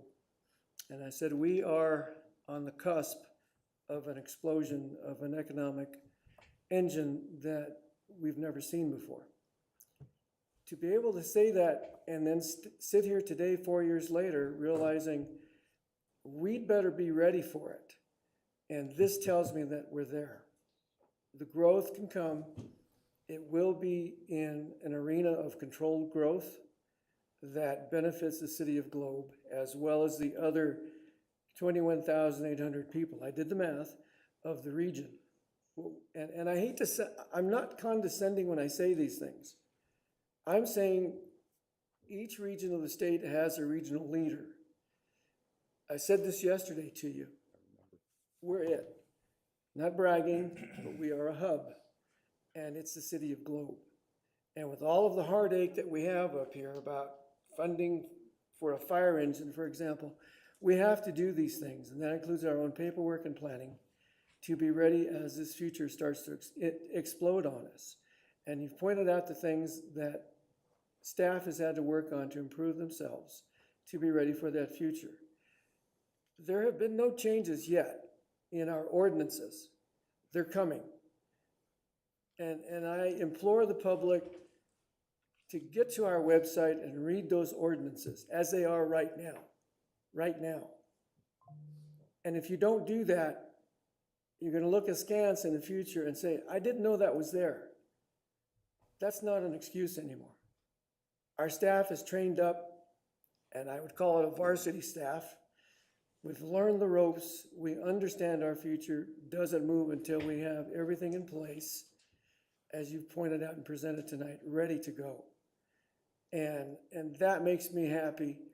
I do have a lot of worries. I said that yesterday. How are we going to fund this fire engine and fire building? I don't know, but I do know that the opportunity is there throughout our economy to grow, and our taxes are still on the upswing, and we'd better be ready for it in terms of the paperwork needed to grow. I don't want to see another region fall or falter like I've seen in other counties. It's happening right now. They're always behind the curve. They have a gripe from the public every day. Oh, you didn't put in this road. And there's buildings around it. We have the opportunity to make it better in the Globe Miami region. And I'm always relieved when I come home to Globe Miami. Wow, we're done with traffic down there. But the point being, we have the opportunity to keep it going, to plan it as we go along and make sure that it's done right. And then lead the entire region into our future. And as I said, I'm not being condescending. Just to try to stay on top of these things helps us to continue to be a leader, have a voice at the legislature with their knowledge that, hey, Globe's up and coming. They're fighting for it, and they're getting better every year. That leads to the amenities that we have now already enjoyed, seeing the improvements in the region. The amenities is what it's about. It's not just the infrastructure. It's the quality of life. We have a subcommittee for that, and it's the region's amenities that are attracting the people, and we positioned ourselves to make that attraction worthy of being inspected by the general public in Arizona and from other parts of the U.S. We've got to continue that. We cannot go back to what we were. We cannot. We recognize that in the downtimes of an economy that was dependent on one item. We're not that entity anymore. As you said, we've expanded our attractiveness to the world and gone after several types of things that we need to improve our amenities in the region. We're all working on it together. And I really, really congratulate all the entities in this region that are promoting and providing for those amenities. So we're just one component, but the growth I've seen, the training that you all have adhered to, and to get that training, and to continue at the same time with running the city, that in itself is an accomplishment. I don't have a reason to worry about city staff at the front, on the front line. Their attitude is there, their willingness to do everything, and then at the same time to grow it so that it becomes a little more organized and attractive to the rest of the state. So I want to thank you for doing this overview. That was the number I was looking for. How many people besides our citizens are being served by our departments? And that's a big number. And I welcome anybody who wants to help us get there. And I don't care if it's county, city, state, whoever it is, they know this is a hub, and we welcome them. That's all. The amenities like the college, et cetera, they're all coming online. And I'm really proud to see that happen. It's something in years and decades has not happened, is working together in the region. So thank you for being part of that. I'm done, Mr. Mayor. Thank you, sir.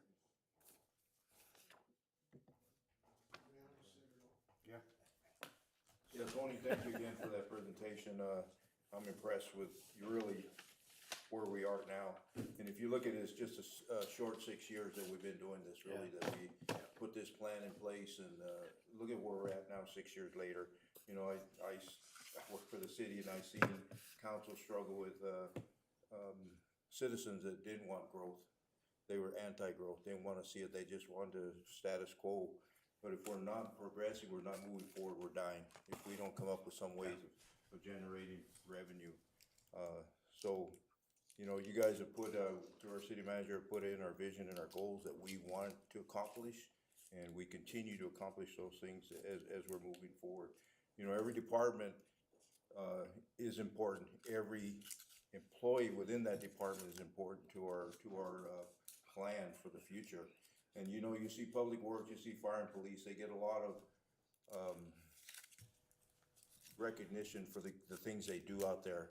But what really upsets me sometimes is when I see the disrespect, and I see directly towards our city administration, towards our development services team, because you're working hard to bring us in line legally with the state, with our city, and coming up with a fair and process that everybody has to follow. And it's really just discouraging to hear that. And that comes from our internal, which is our internal city, which is bad. You know, when you talk to people from the outside, we bring people in, we had that film crew, we had the mayor here from Mesa. He was impressed with everything that is going on in this city and wants to tell that story throughout the state. So I just, and Freddie hit it on the head. I think, you know, people don't have a clear understanding of our policies, our zoning, and our procedures that need to go. I think it wasn't really enforced. It was to me, it was a good old boy system in the past. I saw it, I lived it. And now everything is in line, where we want to make sure that everybody is treated equally and the same, and that we're willing to work with you on a one-on-one basis to make sure that your dream comes true or your business succeeds and stuff like that. We no way had this type of resources or staff to meet what we have today. 6 years ago, we couldn't have done any of this. And like you say, we would discourage people. They would turn around, developers, investors, they just laugh at us and go away because we weren't ready for it. So I really appreciate your presentation, and I hope people really out there listen and understand and appreciate what really the city offers for the residents. Thank you. Thanks, Tony. Mr. Mayor, I'd like to make a comment. I sat in a meeting with Tony and Linda here about 3 weeks ago with an individual who's doing a lot of development in our community. And I used to deal with him when I was a supervisor too, because the properties he develops are city, county properties. And the way Tony's office has been organized and everything, we sat down in that meeting, and the individual was pretty angry, and his partner was pretty angry when they first came in. And I didn't say anything. I just sat in the meeting and let Tony and Linda handle it. And Tony did an excellent job. He explained the whole process. And what it was the individual didn't understand the process. Okay, and it's gonna be a learning process for everybody else. I mean, we're dealing with a couple of other customers that have some issues about how we're doing business now, but we're doing business the right way. And that's a benefit to this city. And Tony, I just want to congratulate you. I thought you did an excellent job. You presented everything, you maintained. There was no way they could argue about it, and I think it's a reflection of your whole department now, how you're gonna be doing things, so congratulations. Thank you for that, Councilman. And Mr. Mayor, members of council, just kudos to the building department and to development, community development. In talking to other cities and looking at other cities, every city, big or small, slow growth or fast growth, this is an area where it is tough and you need to get people on board and people resist, but it's for the good of the city and the good of development. And we will always be working to make this better and working to bring people on board. Every city does it and every city continues to do it because you're trying to, it's what I call growing pains. And it's growing pains for us, it's growing pains for the developers, but in the end of the day, we have a consistent, fair process. We treat everybody the same and we hammer it out and we all see the benefit. Okay, thank you, Tony. Thank you. Thank you, sir. Now we'll bounce back to the consent calendar. And consent calendar matters listed under the consent calendar are considered to be routine and have been enacted by one motion, one vote. Public hearing items are designated with an asterisk. Prior to consideration of the consent agenda, the mayor will ask any member of the public who wishes to remove a public hearing item for separate consideration, and members of the council and/or staff may remove any item for separate consideration. Item A is consideration of waiver of section 2-4-10A prior discussion rule to allow action on the balance of the consent agenda. Accounts payable, $768,187.93. Consideration of approval of council minutes. And consideration of July 30th, 2024 special meeting minutes. Do we have anybody from the council, staff, or public wishing to remove any items for separate consideration? Mr. Mayor, I'd like to pull accounts payable. Okay. Just get it clear. What paper went? Oh, yeah. Item 4A, 4A. or A1, 4A1. 4A1. And it was the Meridian. We'll vote on the consent, then we'll go back to that. Mr. Mayor, if there's no other comments or questions, I motion that we accept the consent agenda as read and also remove item 1A for further discussion. Second. Motion second for approval of consent is read with one omission. Any further discussion? All those in favor say aye. Aye. Opposed, nay. Abstained, motion passed. So item 4A1 is accounts payable, Mike? Yeah, I just want a little bit more information on the Meridian Engineering amount, $447,900 for the upper Canal Creek Bridge. So, Mr. Mayor, members of council, Vice Mayor, this was an older invoice that covered the paving events that went on, and we felt it was fair and equitable to pay them for that work that has been done. We're still in the process of doing the remediation underneath, and that's going very well with a third-party contractor of our choosing. And so we still have, there's still dollars that have not been paid that would cover this if we were able to, if we needed to. I don't have an exact date as to when this, I think the remediation will be done soon, but I'm not prepared to give you times and dates, and I think even if Luis was here, he probably would. Nobody has. So John might be daring. So it's the deck improvement, the top part? It's the lead up to the asphalt that we're paying with this Okay. 447. Is that part of the original contract? Yes. Okay. Yes, so as Paul indicated, some of this bill is actually, in the past, is actually because Luis has been doing exactly what you've tasked him to do, is go over all the billing stuff, so whenever he's got a question, it actually goes back to them, and there were some changes on there that he wanted to verify, so that's why this is kind of backdated on that. Just really quick, on the remediation, they're hoping to, on the remediation part, they're hoping to finish that part on Friday. So if you saw them yesterday, they're actually, MDC came in, like I indicated in previous council meeting, with a little bit of an update when they were doing the lighting. So MDC was installing the power for the lighting. Some of the lighting actually did reach the site today. So they're still in the process of those things. And like I mentioned prior, they have like the landscapers and everybody just waiting to do those final touches, but we're getting there. So all of the trucks that were down there this morning, mid-morning, there were about 10 or 12 people down in that creek. That was Meridian, or that's everybody trying to get this? There's actually really three contractors. You got Meridian, you got the company that's actually doing the remediation. Meridian's doing their work, and they got their welders up on top working on the railing. And then there was even the overlap on the edge of the road was MDC, and they actually had like 4 or 5 guys on site, and they were actually getting into the creek, so they're coming up the backside to do the boring and setting their pole for APS. Okay. This is how we encourage rain, by getting as many trucks as possible down there. Yeah.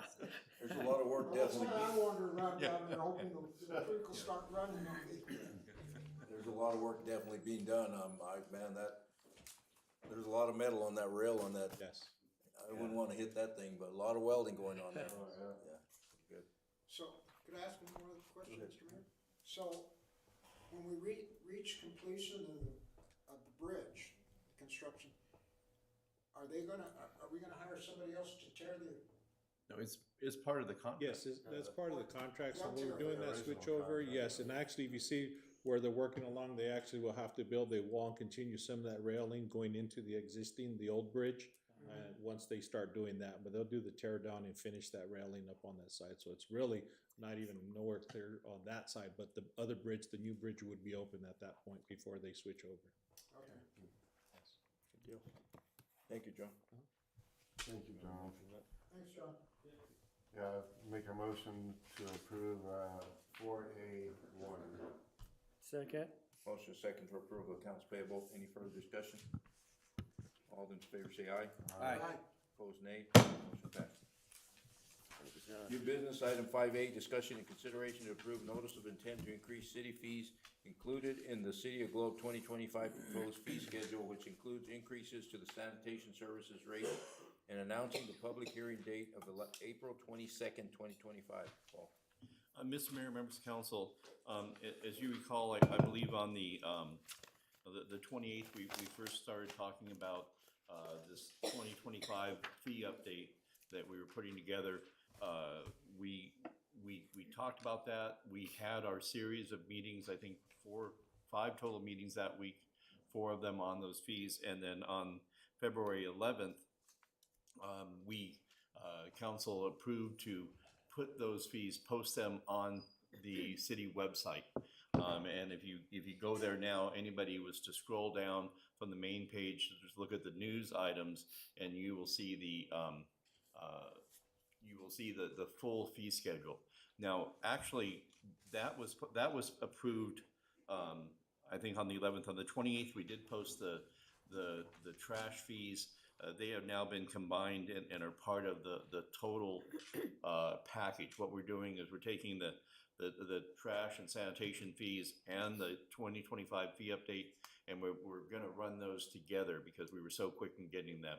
So this item is to notify the residents and announce that both items, both the 2025 fee schedule update and the sanitation fees will be held. We will have a public hearing on April 22nd of 2025. And they're there for review. This, and Shelley, the scheduling, this is our bylaw, the 60-day window. Yes. And we have to have them posted 60 days.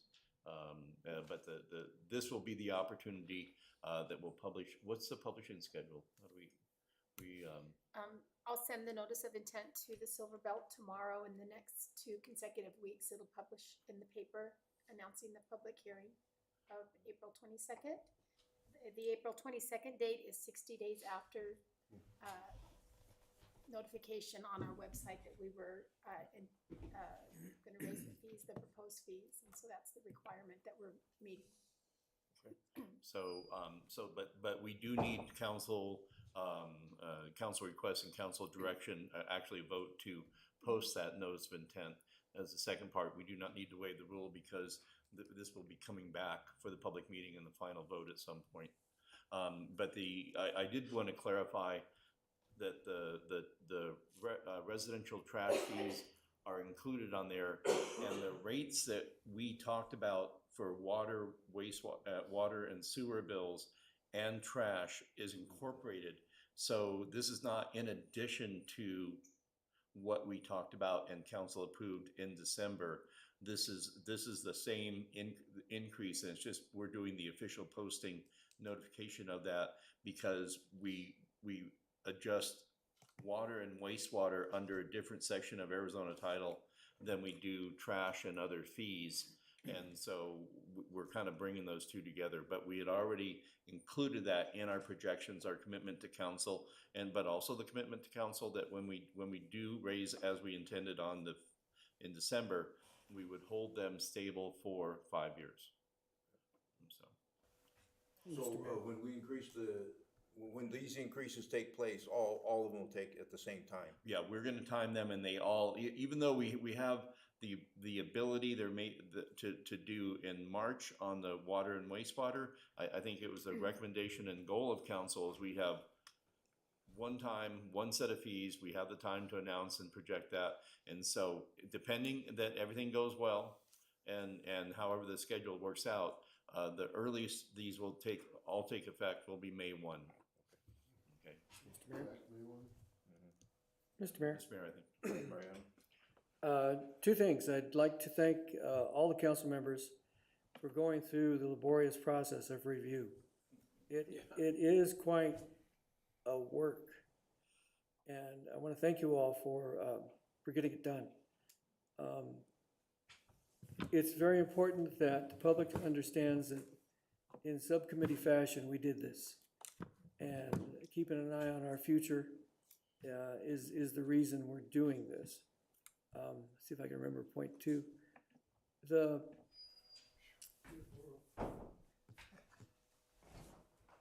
Again, this is preparing for our future. We must do these things in order to be able to have the wherewithal to do the things that we're setting out to do, as we pointed out in our strategic action planning meetings. This helps us in that regard. And actually, there's a third point. The final work, where do we stand in relation to other cities and towns with this structure? Have you had time to review that? I don't think we've done a comparison insofar. I think we're at par with cities our size. Okay.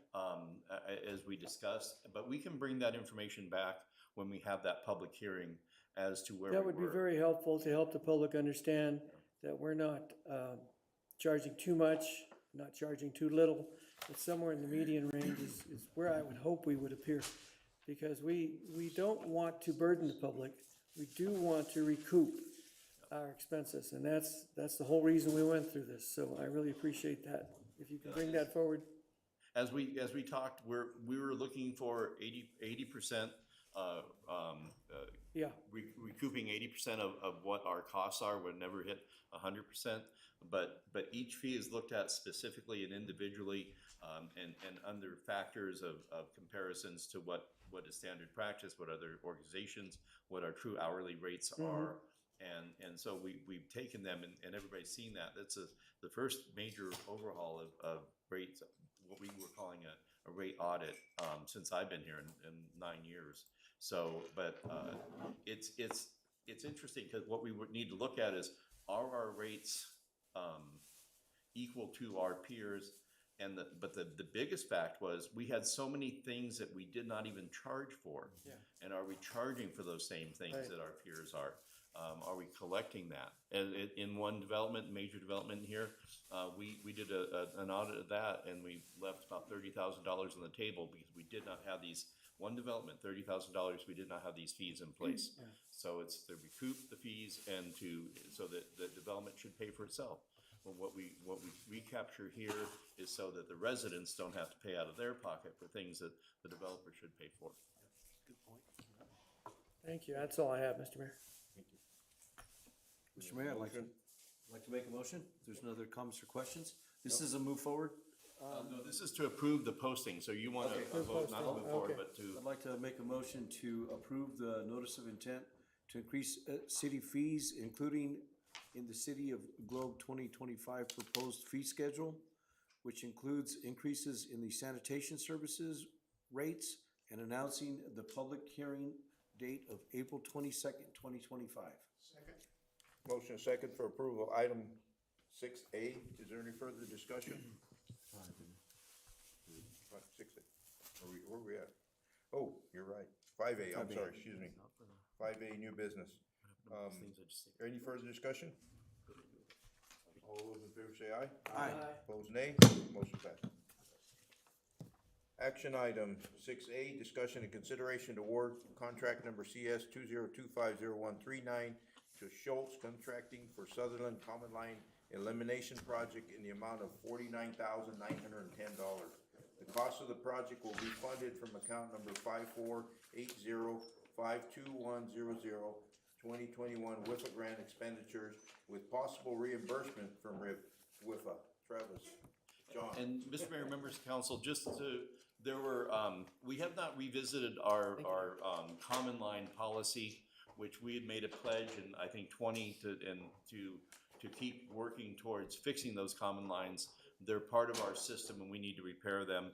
We had a policy that we would put 50,000 or better in place to fix that. Come before you, A, B, and C are three contracts that go towards that.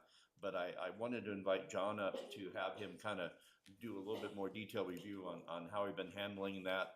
Also, the mayor had some questions, and so I wanted to copy and pass those out to the rest of council.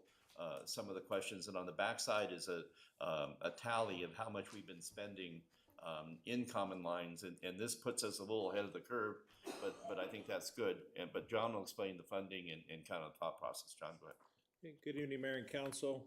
As Paul indicated, roughly around 20 and 21, we were kind of transitioning, and once again, as we look our water, and wastewater infrastructure, we know that there's, definitely needs for upgrades. When we face our common line issues, unfortunately, most of them are usually in a crisis. A lot of times too, when we're already having issues. That kind of goes in line to this next budget cycle, and we'll meet with all of you again and update for sewer studies and such. But in the process, when we've been looking at some of these, where Paul mentioned, we've kind of allocated $50,000 annually. One of the biggest challenges, of course, we know is budget cycle and process, and we're finding that the biggest challenge is a lot of these may need to be designed. So really, once you're looking at design, that pretty much takes up half the cost of the project. So you'll see in the handout that was passed out to you in 22, we actually were able to get 2 projects done. So there was 2 projects that were on list. And what we've been doing is prioritizing these. When we actually do have an application that residents can fill out and get to staff, and then we'll do a review. We start doing some research on our end and seeing what the existing issue is and how many residents are tied to a single line. 23, there was actually only 1 project allocated that year, and some of this is actually cleaning up, just like Tony's presentation. We're cleaning up a process because we've never had a common line, application to process. So some of these things were really in the works of that. And then even when a budget cycle rolls around, how much do you really allocate this? Because a lot of times we're not aware of the problem until there is a problem. So it's hard to go pre-plan and really load up this thing because we're really not aware of. So what we've been doing is actually getting these applications together.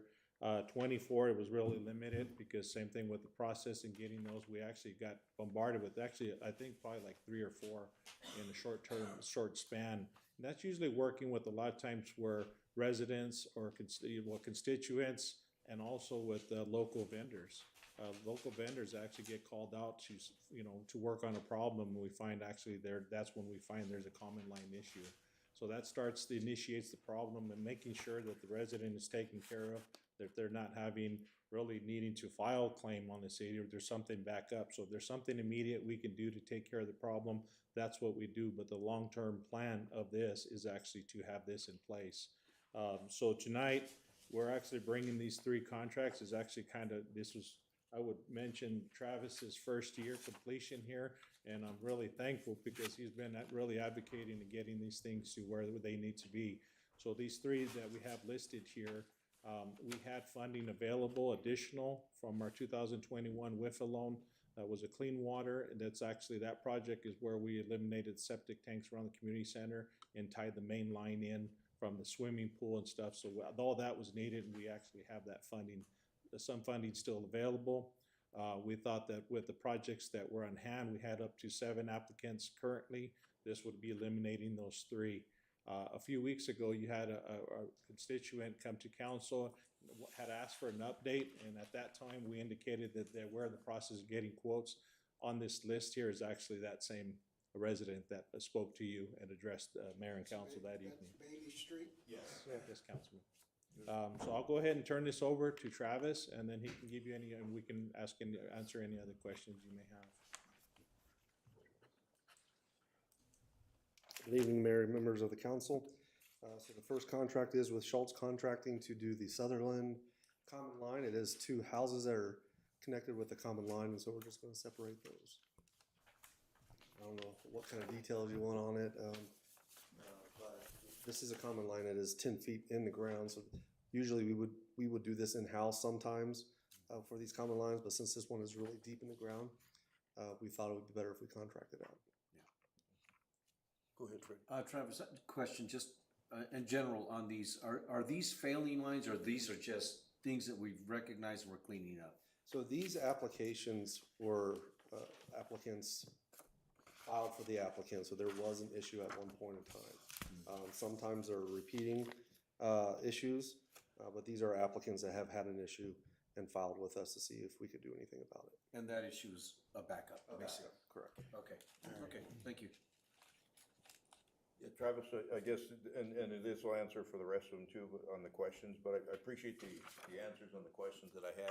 I guess my main question right now is, now that I got all this information, WIFA is not a grant money or anything, it's something that we have to pay back at a low rate. But I just didn't want, I guess my concern was, are we putting other priority projects behind common line projects? Or these are really, we have no other priority projects right now that come forward to, instead of doing the common lines first? So one of the projects that we had planned to do is assessing the manholes, sewer manholes. And that's a bigger project than what the amount of funding was left. And there's still some preliminary work that we're doing as far as locating and getting GPS points in the GIS system, and just verifying that those manholes are where they're at in our GIS system. So that was one issue. We know it's going to cost a little bit more over time to kind of really assess every manhole in the city.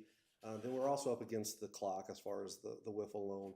We have until June 30th of this year to spend it. So we had to think quick, and we knew we had these common lines, and so we felt like this was the best fit to spend down those funds.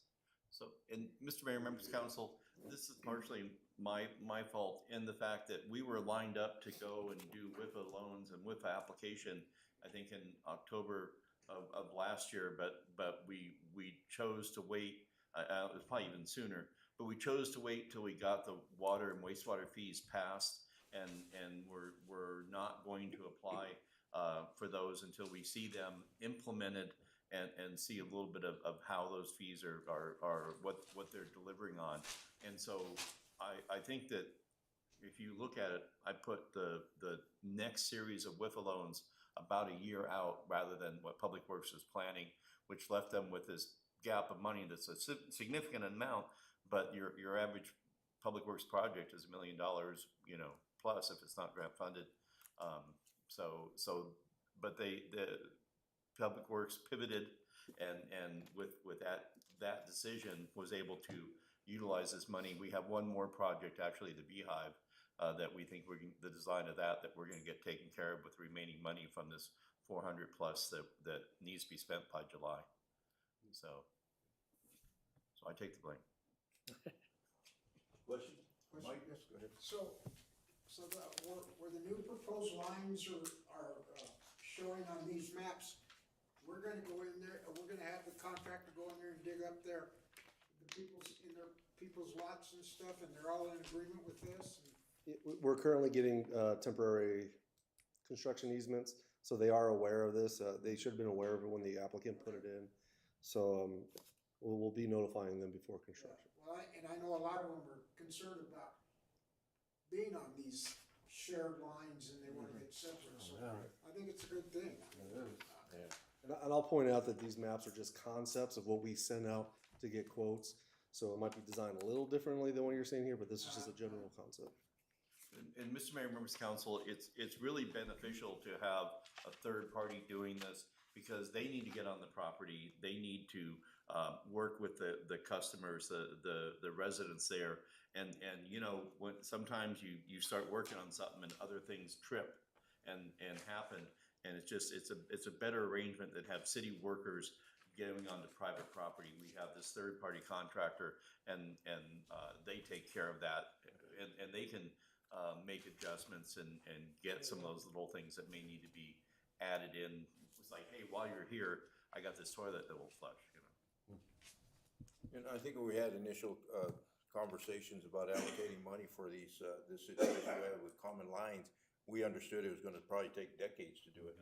But, you know, John made a good point, you know, when we do address Common Lines, they're in crisis mode.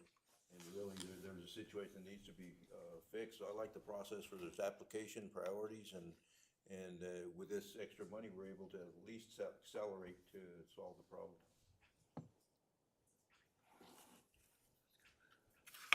Mr. Mayor, if there are no other comments or questions, I motion to approve contract number CS 2025-0139 to Schultz Contracting for the Sutherland Street Common Line Elimination Project in the amount of $49,910. The cost of the project to be funded from account number 54-80-52100 2021 WIFA grant expenditures with possible reimbursement from WIFA. Second. Motion second for approval, item 6A. Is there any further discussion? All those in favor say aye. Aye. Any opposed, nay. Motion passes. Item 6B is discussion and consideration to award contract number CS 2025-0140 to EarthQuest Plumbing for the Bailey Common Line Elimination Project in the amount of $151,117.32. The cost of the project will be funded from account number 5480-52100 2021 WIFA grant expenditures with possible reimbursement from WIFA. Thank you, Mayor, members of the council. Again, this is just another common line. There are 4 houses attached to this common line, so this one has been in the works or been in our queue for quite some time, for many years. I don't remember exactly when the application came in, but it's been many years. So again, this was the one where the gentleman came in and spoke to council a few councils ago. Well, that's And so the good timing is good for this one. In fact, I actually got a call this morning by one of the gentlemen that was here with that gentleman that spoke and getting an update, and I told him that we're taking this to council today.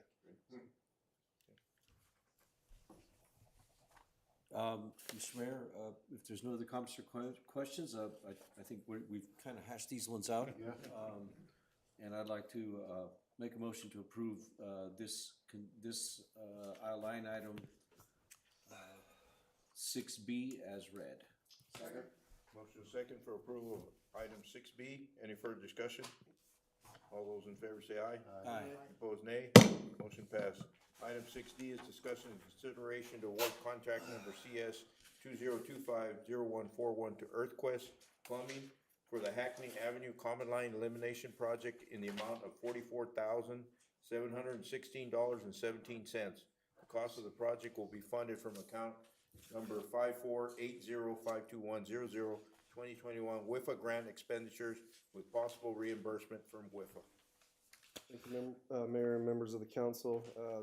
2 units are attached to this common line, and so we're just trying to take care of that one as well. Yeah, this is Hackney, okay. Again, Mr. Mayor, for those comments or questions, we've discussed this situation before, and so I'd like to make a motion to approve item 6C as read. Second. Motion is second for approval, item 6C is read. Is there any further discussion? All those in favor say aye. Aye. Opposed, nay. Motion passed. Thank you, Travis. Well, you had some tough ones there, Travis. Puppies, yeah, Beat us up. yeah. For just not these common lines, just on common lines in general.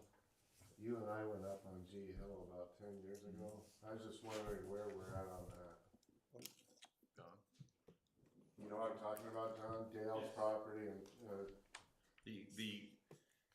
The big kahuna of common line issues. yeah, right.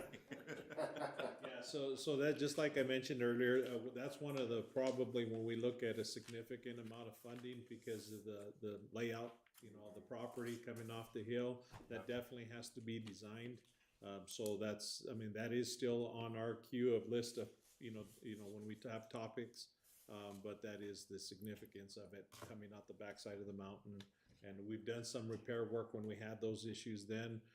But even like Travis says, when you start getting in those areas that are just off the side of the hill, it's usually the design needs to be done and also have a contractor to have that, you know, kind of equipment that can do that kind of work on the side of the hill, yes. Okay. So it still is. on our Just radar. wondering. Yes. Thank you. Thank you, John. Okay. Item 6D is discussion and consideration to approve contract agreement number CA 2025043 with Greenfields Outdoor Fitness in the amount not to exceed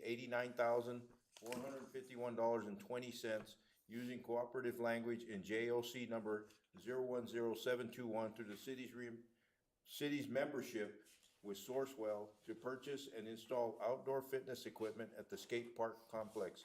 Funds for this project will be used from account number 208009051 BHP United Fund Grant Enterprise.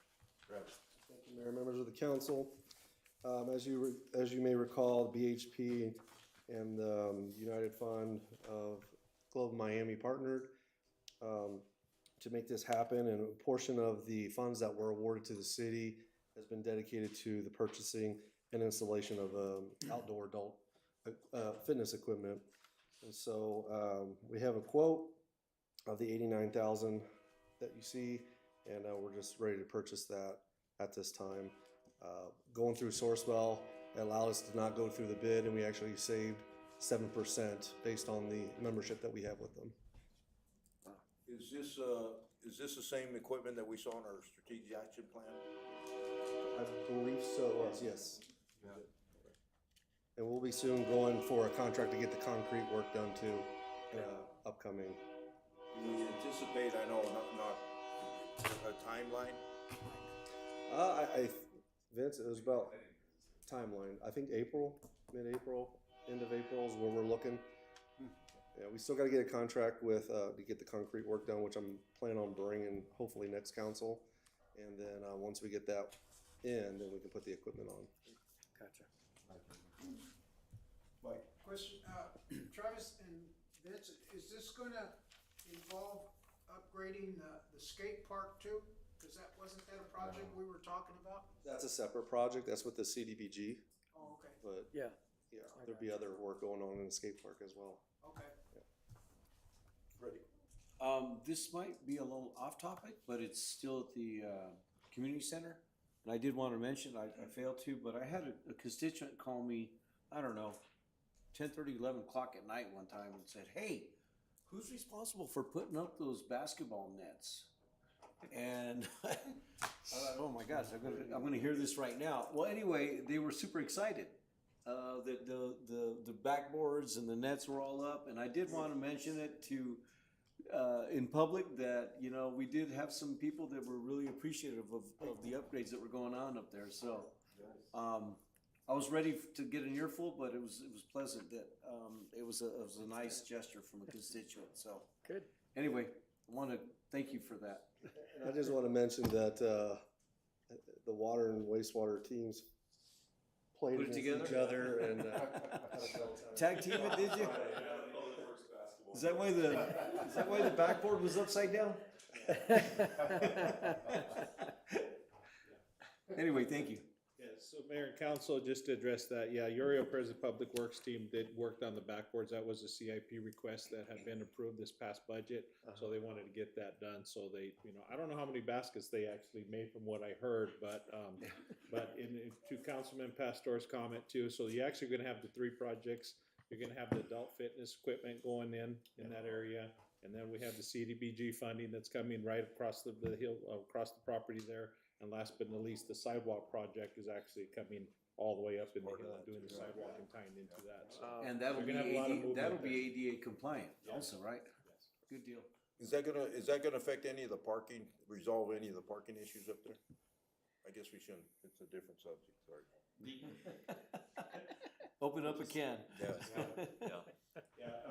Well, it actually probably will put highlight in parking areas. Where we're looking at additional areas that possibly, looking to make sure see we can't get enough funding that we can do the pavement part of it, because that kind of deters a lot of the traffic that we're dealing with. But also the sidewalk being on the opposite side of the road where we have fire lane signs, where we traditionally have the overflow of traffic that are parked in the fire lane. The sidewalk is gonna be that separation now, coming up the road, safer for the pedestrians, because that's one of the biggest concerns that we have, in that process. So it probably put a lot of highlight in the area as to where to park. It's not really gonna expand the parking area. Mr. Mayor, safety. Mr. Mayor, members of council, I think that this is a wonderful feature for up there. It's gonna beautify that, and it's gonna set the bar high for the rest of the park between that and the pool. We're gonna have to do, keep our game up and keep our improvements going. Too bad. Okay, we got a motion? Sure, since I'm in the mood. Go for it. Yeah. I'm gonna find it here. D? Oh, this was, Item 6D. okay, Mr. Mayor, I'd like to, if there's no other comments or questions, I'll motion to, recommend approval of, item 6D as read. Second. Motion second to approve item 6D as read. Is there any further discussion? All those in favor say aye. Aye. Opposed, nay. Motion passed. Thank you, Travis. Thanks, Travis. We'll move next to our second call to the public. Do we have anybody online or on phone? No one online, in the email, and nothing from text, and no one in the audience. Scheduling of meetings? No changes that we have to talk about at this point. I'd just like to say that on the budget work groups that we talked about in our strategic action plan, I do have commitments from Vice Mayor Stapleton and Councilman Gonzalez to be part of that process, so Yeah. thank you everybody who else stepped up, but for this year, and then we'll change up next year. Okay. And actually, Mayor, I did want to mention, while we're talking about this, just on the second meeting in March, the 25th is our travel day for the DC trip. So we may consider going and having if we need it, moving the meeting on the 25th to the 24th, or adjusting that. So, but we do not intend to hold a meeting on the 25th of March. So we might move that to the Monday, the 24th. Cool. But it would be a very light agenda if. Talking about a 6 a.m. day part. Right, so, but There might be 3 council members gone on that meeting. What's that? There might be 3 council members gone on that meeting. Well, yeah, there might be more than that, John, so we're gonna try to work around that. What's that? Hopefully we'll make it this time, right?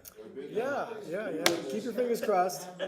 We might be able to, we're not sure, but I just wanna I think, like, we know that we won't have one on the 25th, and we may either reschedule or cancel. Okay. But there's so much going on, and we got budget cycle going on, so I'm not ready to commit that we can cancel it, because we're in the thick of it right now. We're really moving forward. We got a lot of stuff going on, and I don't know that we can cancel it right now. Until we get closer, we'll know. Okay. I just hope we can make the first flight. That's the only flight, so. Yeah.